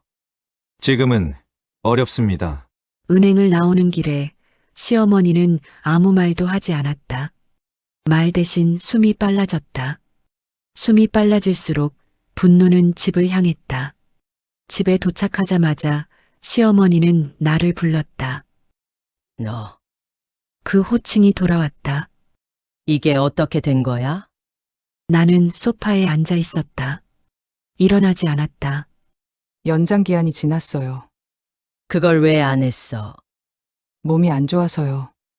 그게 말이 돼. 저한테는요. 같은 문장이 반복됐다. 이번에는 더 이상 흔들리지 않았다. 네가 그동안 다 해왔잖아. 네, 그럼 끝까지 해야지. 그 말은 명령이 아니라 공포였다. 끝까지 해달라는 말은 이제는 붙잡는 말이었다. 어머니. 나는 처음으로 그렇게 불렀다. 그동안 제가 뭘 했는지 정확히 알고 계세요? 시어머니는 입을 열었다가 닫았다. 은행 연장, 임대차 갱신, 보험, 세금. 나는 하나씩 말했다. 열거는 설명보다 잔인했다. 기한 관리, 통화 기록, 조건 변경 확인. 그녀의 얼굴이 점점 굳어졌다. 그걸 네가 다 했어? 네, 언제부터? 결혼하고 얼마 안 돼서부터요. 그 침묵은 길었다. 그동안 그녀가 나를 어떻게 써왔는지가 말보다 빠르게 지나갔을 것이다. 그럼 지금은? 제가 안 했으니까 이렇게 된 거예요. 남편이 끼어들었다. 지금이라도 하면 되잖아. 그 말은 여전히 문제의 본질을 비껴갔다. 이미 단계가 넘어갔어요. 그럼 네가 전문가한테 말해. 왜요? 그는 해결책을 말하는 대신 누군가에게 전화를 걸다 끊기를 반복했다. 통화는 연결되지 않았고 연결되더라도 짧게 끝났다. 결국 아무도 붙잡지 못한 채였다. 남편은 대답하지 못했다. 왜냐하면 이유는 하나뿐이었기 때문이다. 늘 네가 했으니까. 시어머니가 소리쳤다. 너도 전문가잖아. 그 말은 칭찬이 아니었다. 책임을 되돌리는 말이었다. 나는 고개를 저었다. 아니에요. 뭐, 저는 그냥 시키는 대로 했을 뿐이에요. 그 말이 진실이었다. 그리고 그 진실은 이 집을 더 불안하게 만들었다. 시킨 사람이 책임져야 하는 순간이 왔기 때문이다. 그럼 이제 어떻게? 시어머니의 목소리가 떨렸다. 전문가를 쓰셔야죠. 돈이 어딨어? 그러니까요. 나는 담담했다. 그날 저녁 집은 완전히 갈라졌다. 말은 오갔지만 누구도 책임을 말하지 않았다. 그 말들에는 공통점이 있었다. 내가 빠져 있었다. 이건 우리 집 문제야. 남편이 말했다. 그렇죠. 나는 고개를 끄덕였다. 그래서 제가 빠지는 거예요. 그 문장은 관계를 끊는 문장이었다. 공격도 협박도 아니었다. 선을 긋는 문장이었다. 밤이 깊어졌을 때 시어머니가 내 방 문 앞에 섰다. 수진아, 이번엔 이름이었다. 이번 한 번만 도와주면 안 되겠니? 나는 문을 열지 않았다. 문 너머에서 말했다. 왜요? 집이 넘어갈 수도 있어. 그렇군요. 제발. 그 간절함은 늦었다. 간절함은 늘 가장 마지막에 온다. 어머니, 나는 조용히 말했다. 저는 그동안 아무 데가 없이 이 집을 굴렸어요. 그게 당연한 거 아니야? 그 말이 튀어나왔다. 무의식처럼. 그럼 이제 당연한 게 끝난 거예요. 문 너머에서 소리가 났다. 울음인지 숨인지 모를 소리. 나는 문을 열지 않았다. 열면 다시 예전의 문장이 시작될 것 같았다. 그날 밤 나는 짐을 쌌다. 많이 필요하지 않았다. 옷 몇 벌, 서류 폴더, 그리고 내가 만든 기록들. 기록은 가볍지 않았지만 가져가야 했다. 그건 내 시간이었다. 남편이 들어왔다. 진짜 이럴 거야? 응. 너 너무 냉정해. 냉정해진 게 아니라 이제야 정상이 된 거예요. 그 말에 남편은 아무 대답도 하지 못했다. 그가 할 수 있는 말은 이미 다 써버렸기 때문이다. 나는 가방을 들고 현관에 섰다. 연락하지 마세요. 그 말은 협상이 아니었다. 통보였다. 문을 닫고 나오자 밤 공기가 차가웠다. 차가운 공기를 들이마시며 나는 처음으로 숨을 깊게 쉬었다. 모든 관계는 드러났다. 누가 쓰였는지, 누가 기대했는지, 누가 끝까지 책임지지 않았는지. 그리고 나는 처음으로 그 구조에서 빠져나왔다. 집을 나온 뒤에도 전화는 왔다. 받지 않았다. 문자도 왔다. 읽지 않았다. 연락이 끊기면 상황이 정리될 거라고 믿는 사람들의 기대는 늘 순진했다. 상황은 정리되지 않았다.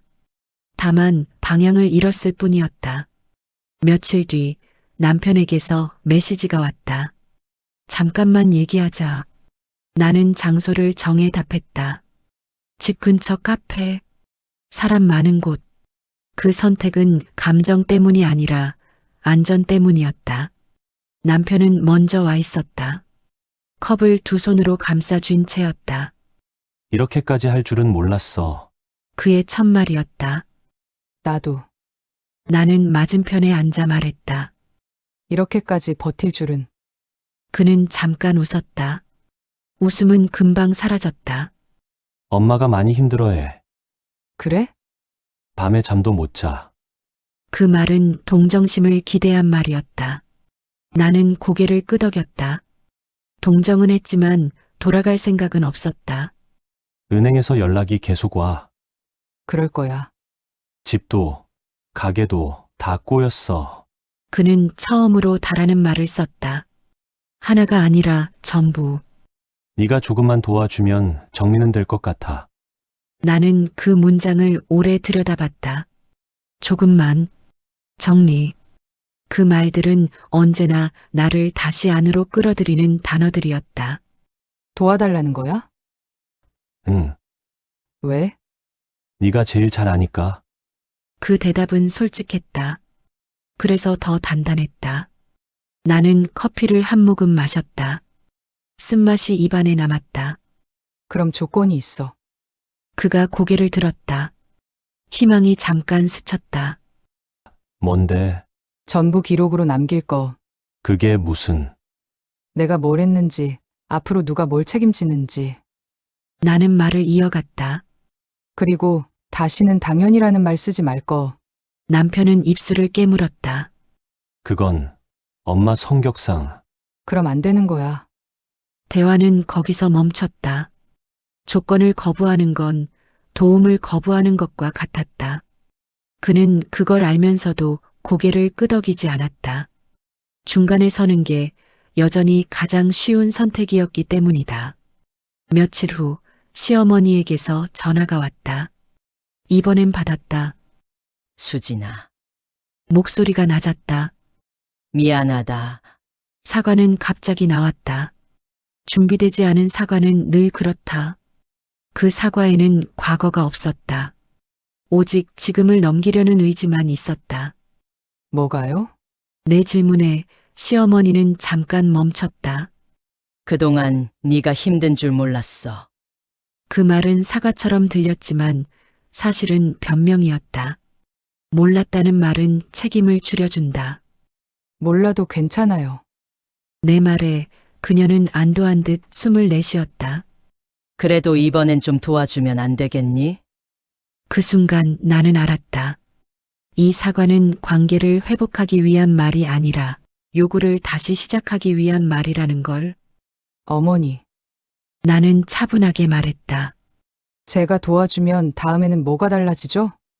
달라질 게 뭐 있어. 그녀는 진심으로 그렇게 말했다. 가족인데. 그 말로 모든 게 끝났다. 달라질 게 없다는 고백이었다. 나는 고개를 끄덕였다. 그럼 안 도와드릴게요. 그녀는 목소리를 높였다. 너 사람이 그렇게 매정할 수가 있니?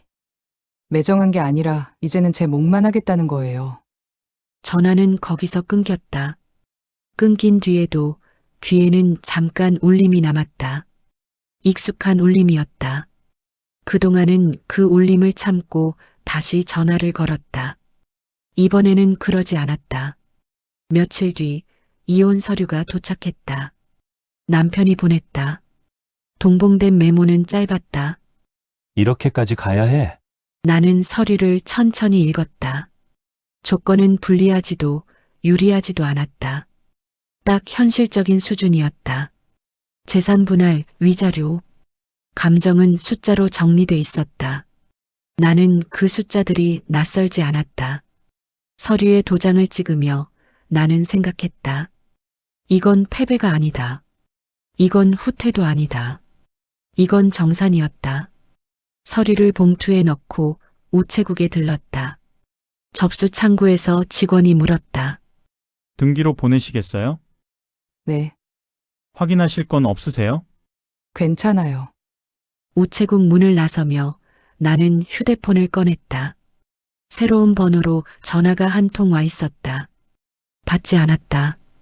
더 이상 설명할 말이 없었다. 나는 분명히 알았다. 사과는 관계를 회복시키지 않는다. 책임을 나누지 않는 사과는 요구의 다른 이름일 뿐이다. 그리고 이혼은 감정의 파국이 아니라 이미 무너진 구조를 인정하는 절차라는 것도. 이혼은 생각보다 빨리 진행됐다. 서류는 왕복했고 도장은 찍혔다. 절차는 담담했다. 감정이 끼어들 틈이 없었다. 그게 오히려 정확했다. 정확한 건 오래 끌지 않는다. 남편에게서 마지막 전화가 왔다. 도장 찍었어. 알아. 그래도 얼굴 한 번은 보고 싶다. 그 말에는 미련보다 습관이 묻어 있었다. 나는 잠깐 생각하다가 말했다. 필요 없어요. 시어머니가 직접 찾아왔다. 초인종 소리가 짧게 울렸다. 나는 문을 열지 않았다.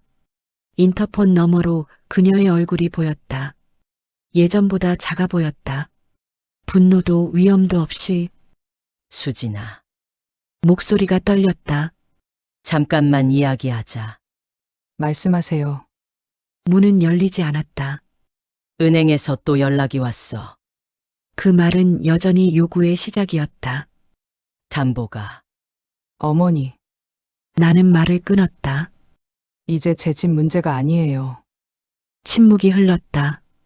그녀는 숨을 고르는 소리를 냈다. 그럼 내가 아는 사람이라도 소개해주면 안 되니? 소개. 그 단어는 책임을 옮기는 마지막 시도였다.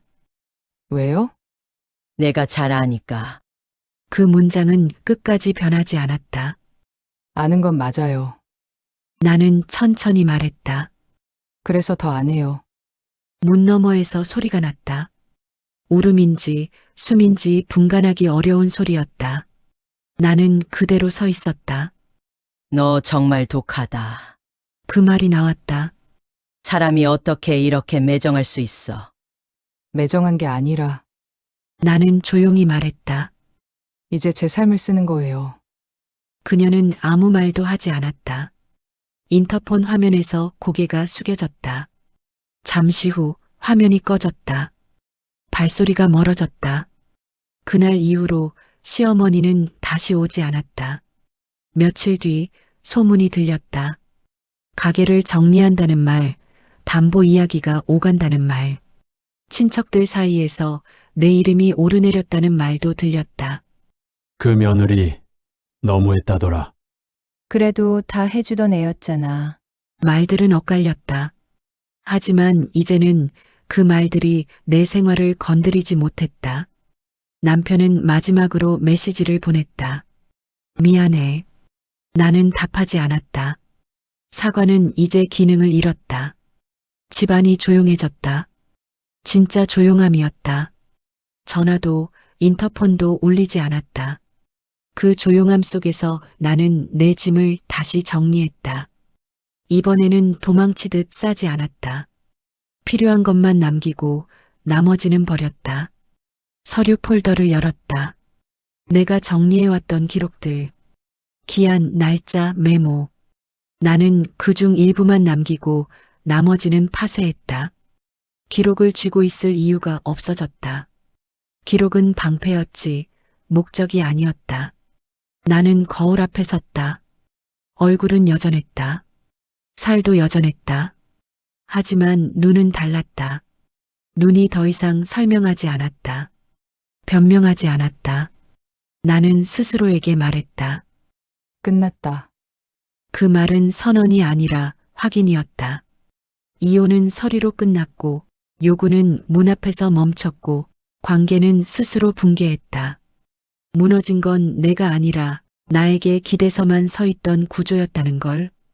그리고 그 구조에서 빠져나온 사람은 패배자가 아니라 탈출자라는 것도. 친척들의 시선은 생각보다 빨리 움직였다. 장례식장에서였다. 먼 친척의 상이었다. 나는 가지 않았다.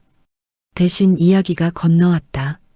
사람들은 늘 이렇게 말한다. 안 온 사람에 대해. 그 며느리 안 보이더라. 이혼했다며? 그래도 그렇게까지 할 필요 있었나? 근데 그 집 요즘 완전 난리래. 말들은 테이블 위를 돌아다녔다. 누구도 사실을 정확히 알지 못했다. 대신 방향만 맞췄다. 집이 무너졌다는 사실 하나. 그리고 그 원인을 찾으려는 욕망. 원래 다 며느리가 했다잖아. 그럼 떠나면 안 되는 거 아니야? 사람 일이라서 떠난 거겠지. 말은 거기서 멈췄다. 더 이어갈 수 없었다. 떠난 이유가 사람이기 시작하면 남아있는 사람들이 불편해진다. 그 불편함을 견딜 친척은 많지 않았다. 며칠 뒤 변호사 사무실에서 마지막 서류를 받았다. 이걸로 절차는 모두 끝났습니다. 깔끔한 문장이었다. 끝났다는 말은 늘 좋았다. 서류 봉투는 얇았다. 종이는 몇 장뿐이었다. 그 종이들이 내 지난 몇 년을 정리했다는 사실이 조금 우스웠다. 혹시 추가로 정리할 건 없으세요? 변호사가 물었다. 없어요. 나는 바로 대답했다. 망설일 이유가 없었다. 사무실을 나서며 나는 휴대폰을 꺼냈다. 시댁 쪽 번호들이 저장돼 있었다. 시어머니, 남편, 시누이. 나는 하나씩 삭제했다. 삭제 확인을 누를 때마다 화면은 잠깐 멈췄다가 다시 움직였다. 그 짧은 멈춤이 이상하게 기분 좋았다. 밖으로 나오니 날씨가 맑았다. 아무 일도 없었던 것처럼. 세상은 늘 이렇게 무심했다. 무심함은 위로가 됐다. 나만의 비극을 세상이 공유하지 않아도 된다는 사실이. 집으로 돌아와 창문을 열었다. 바람이 들어왔다. 예전 집에서는 창문을 마음대로 열지 못했다. 냄새 난다고, 시끄럽다고, 관리가 안 된다고. 지금은 아무도 말하지 않았다. 나는 천천히 숨을 들이쉬었다. 이제는 설명할 친척도, 설득할 가족도 없었다. 법은 끝났고 관계도 끝났다. 나는 확인했다. 무너진 건 내가 아니라 나에게 기대서만 서 있던 구조였다는 걸. 그리고 그 구조에서 빠져나온 사람은 패배자가 아니라 탈출자라는 것도. 시간이 문제를 정리해주지는 않았다. 다만 문제들이 동시에 드러나게 만들었을 뿐이다. 가게는 먼저 닫혔다. 문이 닫히는 날은 평일이었다. 셔터가 내려가는 소리가 유난히 컸다고 했다. 주변 가게들이 하나둘 고개를 내밀었고 누군가는 사진을 찍었다. 여기 망했대. 그 말은 정보처럼 흘렀다. 사실 여부보다 속도가 중요했다. 시어머니는 가게 앞에 서 있었다. 손에 쥔 건 열쇠였고 열쇠는 더 이상 쓸모가 없었다. 임대인은 서류를 들고 왔고 말은 짧았다. 정리하셔야 합니다. 정리라는 말이 이렇게 차갑게 들린 적은 없었을 것이다. 대출은 따라왔다. 담보가 움직이자 숫자들이 움직였다. 숫자들이 움직이면 말이 달라진다. 은행의 말은 더 이상 유예를 허락하지 않았다. 다음 단계. 그 문장은 이제 익숙해졌다. 친척들이 모였다. 모일 때는 늘 이유가 있다. 돈이거나 체면이거나 둘 다. 어떻게 이렇게까지 됐대? 원래 며느리가 다 했다며. 그러다 갑자기 손을 놨다던데. 말은 나를 중심으로 원을 그렸다. 하지만 원의 안쪽에 나는 없었다. 이미 빠져나왔기 때문이다. 원 안에는 시어머니와 남편 그리고 해결되지 않은 문제들만 남아 있었다. 시어머니는 친척들에게 말했다. 몰랐어. 그 말은 변명처럼 들렸지만 사실이었다. 몰랐던 게 아니라 알 필요가 없다고 믿어왔던 것이다. 믿음이 깨지면 현실이 온다. 남편은 집을 오갔다. 은행과 집, 친척과 집. 그는 중간에 서 있던 사람이었고 중간은 늘 가장 빨리 지친다. 전화는 그에게로 왔고 그는 대답을 미뤘다. 미룸은 오래가지 않는다. 미룸은 결국 거절이 된다.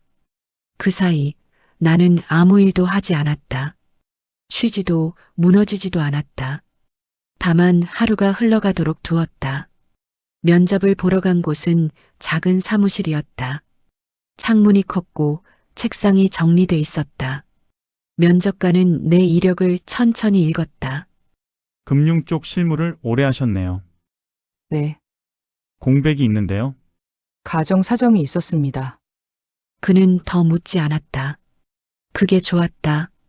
설명을 요구하지 않는 사람 앞에서는 능력이 먼저 보인다. 바로 투입 가능하세요? 네, 그 말이 입에 잘 붙었다. 예전엔 대답하기 어려웠던 말이었다. 합격 통보는 빠르게 왔다. 숫자와 조건이 먼저 제시됐다. 나는 숫자를 확인했고 조건을 읽었다. 조건은 공정했다. 공정함은 오랜만이었다. 괜찮으시면 다음 주부터. 네, 첫 출근 날 나는 새 신발을 신었다. 발이 아팠지만 참을만 했다. 아픈 건 나아진다는 신호이기도 했다. 사무실에 들어서자 사람들이 고개를 들었다. 신입이세요. 네, 환영해요. 환영이라는 말은 단순했다. 역할을 요구하지 않았고 체형을 평가하지도 않았다. 이름을 물었고 이름으로 불렀다. 그게 전부였다. 점심시간에 동료가 물었다. 결혼하셨어요? 했었어요. 아, 그는 더 묻지 않았다. 그 역시 좋았다. 그날 저녁 뉴스처럼 소문이 하나 더 왔다. 시댁집이 담보로 넘어갔다는 말. 정확한 표현은 처분 절차. 말은 늘 정중했지만 결과는 거칠었다. 시어머니는 친척 집을 전전했다. 하루 이틀은 괜찮았다. 올해는 아니었다. 사람의 환대에는 기한이 있다. 기한을 넘기면 표정이 바뀐다. 그 표정은 숫자보다 솔직했다. 남편에게서 메시지가 왔다. 집이 정리될 것 같아. 나는 답하지 않았다. 정리라는 말이 이제는 내게 아무 의미도 없었기 때문이다. 회사에서는 내 이름이 문서에 올랐다. 내가 처리한 건 누군가의 대출이 아니라 프로젝트였다.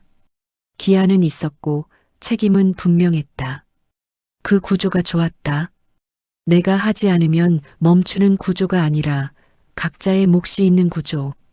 퇴근길에 거울을 봤다. 얼굴은 그대로였다. 몸도 크게 달라지지 않았다. 다만 걸음이 달랐다. 누군가의 호출을 기다리지 않는 걸음. 어디로 가는지 아는 걸음. 파국은 확정됐다. 시댁은 무너졌고 그 원인을 찾느라 서로를 바라봤다. 그리고 나는 그 파국의 중심이 아니라 바깥에 있었다. 시댁의 시간은 갑자기 느려졌다. 급할수록 시간이 빨라지는 게 아니라 오히려 늘어졌다. 결정해야 할 순간마다 결정을 미뤘고 미룬 대가는 이자로 돌아왔다. 숫자는 정직했다. 변명과 상관없이 쌓였다. 친척 중 한 명이 가게 정리 현장에 나타났다. 이렇게까지 될 줄은. 말을 흐렸다.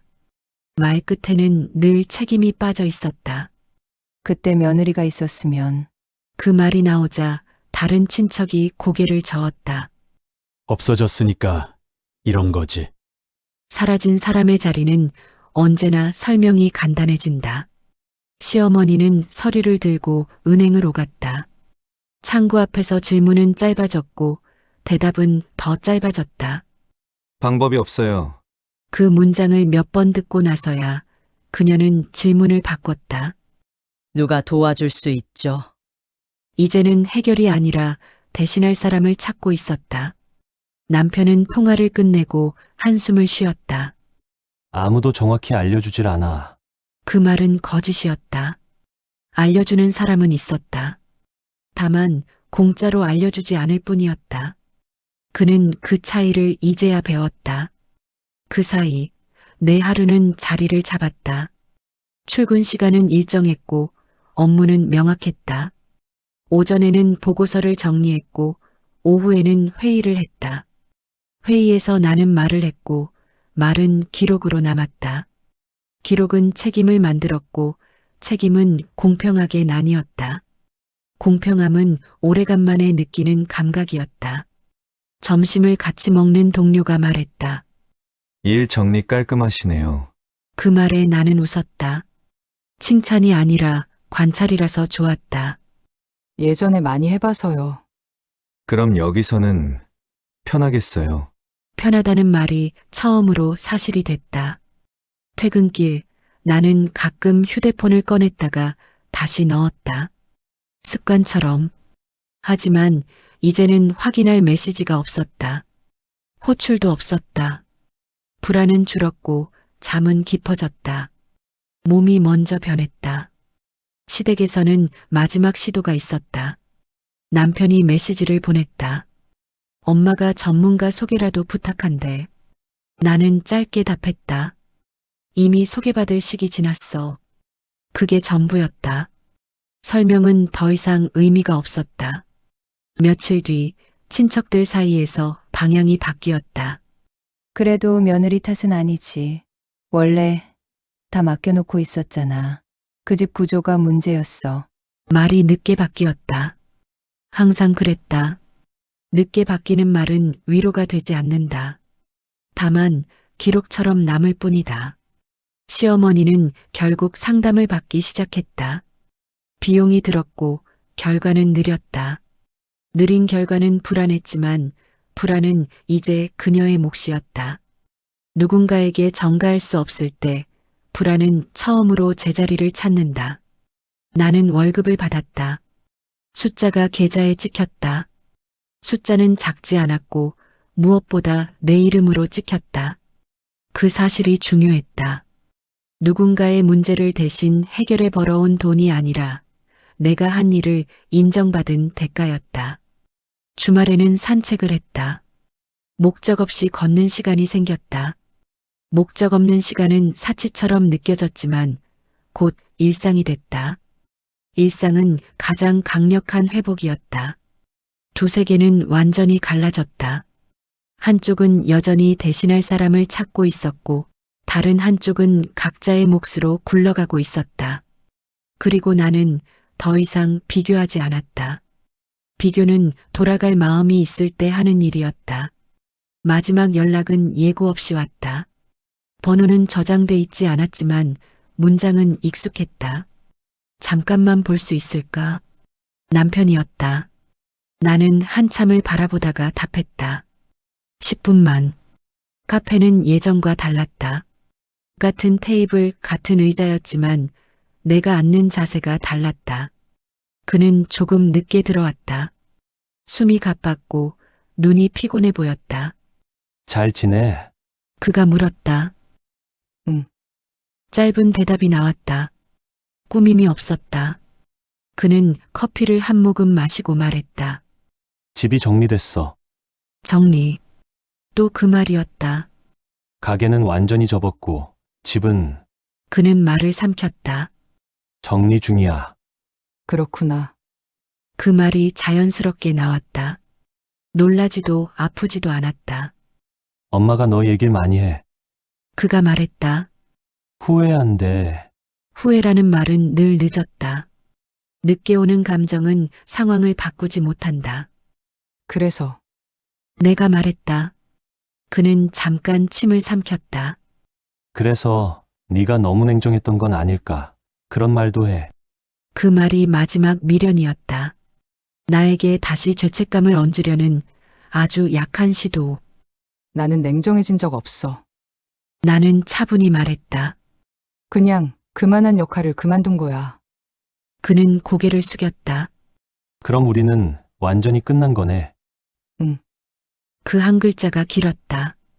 그는 더 묻지 않았다. 묻지 않는다는 건 이제 정말 할 말이 없다는 뜻이었다. 카페를 나서며 그는 말했다. 그래도 잘 지내. 너도. 그 말에는 아무 의미도 남아있지 않았다. 의미 없는 말이 나쁘지는 않았다. 의미 없는 말은 사람을 묶지 않는다. 집으로 돌아오는 길 나는 휴대폰을 꺼냈다. 연락처 목록을 열었다. 더 이상 삭제할 이름은 없었다. 남아있는 건 회사 동료, 친구, 가족. 관계가 가벼워진 만큼 분명해졌다. 회사에서는 프로젝트 하나가 마무리됐다. 수고하셨어요. 상사가 말했다. 그 말은 짧았고 정확했다. 수고했다는 말에는 조건이 없었다. 퇴근 후 나는 집에서 요리를 했다. 아무도 평가하지 않는 식사였다. 간이 짜도 싱거워도 상관없었다. 접시는 하나였고 국은 충분했다. 그 사실이 이상하게 웃음을 만들었다. 거울 앞에 섰다. 몸무게는 크게 변하지 않았다. 하지만 거울 속의 나는 더 이상 설명하지 않았다. 살찐 몸도 빠진 몸도 아니었다. 그냥 내 몸이었다. 나는 확실히 알았다. 미련은 사람을 붙잡지 않는다. 역할이 사람을 붙잡는다. 그 역할을 내려놓은 순간 붙잡고 있던 손은 이미 비어 있었다. 아무도 다시 나타나지 않았다. 그 사실이 처음에는 낯설었다. 문득문득 익숙한 번호가 울릴 것 같았고 길 모퉁이에서 낯익은 얼굴이 스칠 것 같았다. 하지만 그런 일은 없었다. 세상은 생각보다 정확했다. 끝난 관계는 정말로 끝났다. 아침은 규칙적으로 왔다. 알람이 울리면 일어났고 커튼을 열었다. 햇빛은 어제와 다르지 않았다. 다르지 않다는 사실이 좋았다. 특별한 하루가 아니라 계속될 수 있는 하루였기 때문이다. 회사에서는 새로운 프로젝트가 시작됐다. 회의실에서 역할이 나뉘었다. 이건 당신이 맡아주세요. 지목은 명확했고 이유는 단순했다. 할 수 있어서였다. 체형도 가족사도 과거도 고려되지 않았다. 그 조건이 오히려 공정했다. 업무는 늘어났지만 혼자 떠안는 일은 없었다. 누군가 늦으면 다른 누군가가 채웠고 실수는 기록으로 남았다. 기록은 비난이 아니라 개선으로 이어졌다. 책임이 제자리를 찾은 구조는 사람을 지치게 하지 않았다. 퇴근길에는 가끔 비가 왔다. 우산을 쓰고 걷다가 문득 예전이 떠올랐다. 비 오는 날이면 서류를 챙겨 뛰어다녔고 누군가의 기한을 대신 외웠다. 그 기억은 이제 감정이 아니었다. 사실이 되었다. 사실은 나를 붙잡지 않았다. 주말에는 부모님 집에 들렀다. 살은 좀 빠졌니? 어머니가 물었다. 아니, 나는 웃으며 말했다. 그래도 괜찮아. 괜찮다는 말이 이번에는 진짜였다. 조건 없는 괜찮음. 집으로 돌아와 냉장고를 열었다. 먹고 싶은 걸 먹었다. 남길 수도 있었다. 남긴다는 선택이 허락된 식사는 오랜만이었다. 접시를 씻으며 나는 생각했다. 자기 몸을 관리한다는 말의 뜻을. 그건 줄이는 게 아니라 스스로 결정하는 일이었다. 어느 날 사내 게시판에 공지가 떴다. 승진 심사 일정. 이름이 후보에 올랐다. 놀라지 않았다. 기대하지도 않았다. 다만 준비했다. 준비는 늘 내 방식이었다. 심사 날 질문은 짧았다. 이 프로젝트에서 가장 중요했던 판단은? 나는 말했다. 제가 아니라 구조를 바꾼 결정이었습니다. 그 말은 과거를 설명하지 않았다. 현재를 증명했다. 결과는 아직 오지 않았다. 다만 기다릴 수 있는 상태가 되었다는 건 확실했다. 축하 메시지가 몇 개 도착했다. 나는 답했다. 고맙습니다. 고마움은 빚이 되지 않았다. 여기서는 밤이 되면 창문을 열고 바람을 들였다. 예전에는 창문을 닫았다. 소리, 냄새, 말. 다 관리해야 할 것들이었다. 이제는 관리하지 않았다. 들어오게 두었다. 들어와도 괜찮았다. 나는 더 이상 누군가의 집을 굴리지 않았다. 누군가의 시간을 들고 있지도 않았다. 내 하루는 내 손에 있었다. 엔딩에 재회는 없었다. 확인은 더더욱 없었다. 필요가 없었기 때문이다. 나의 삶은 누군가의 후회로 완성되지 않는다. 완성은 이미 진행형이었다.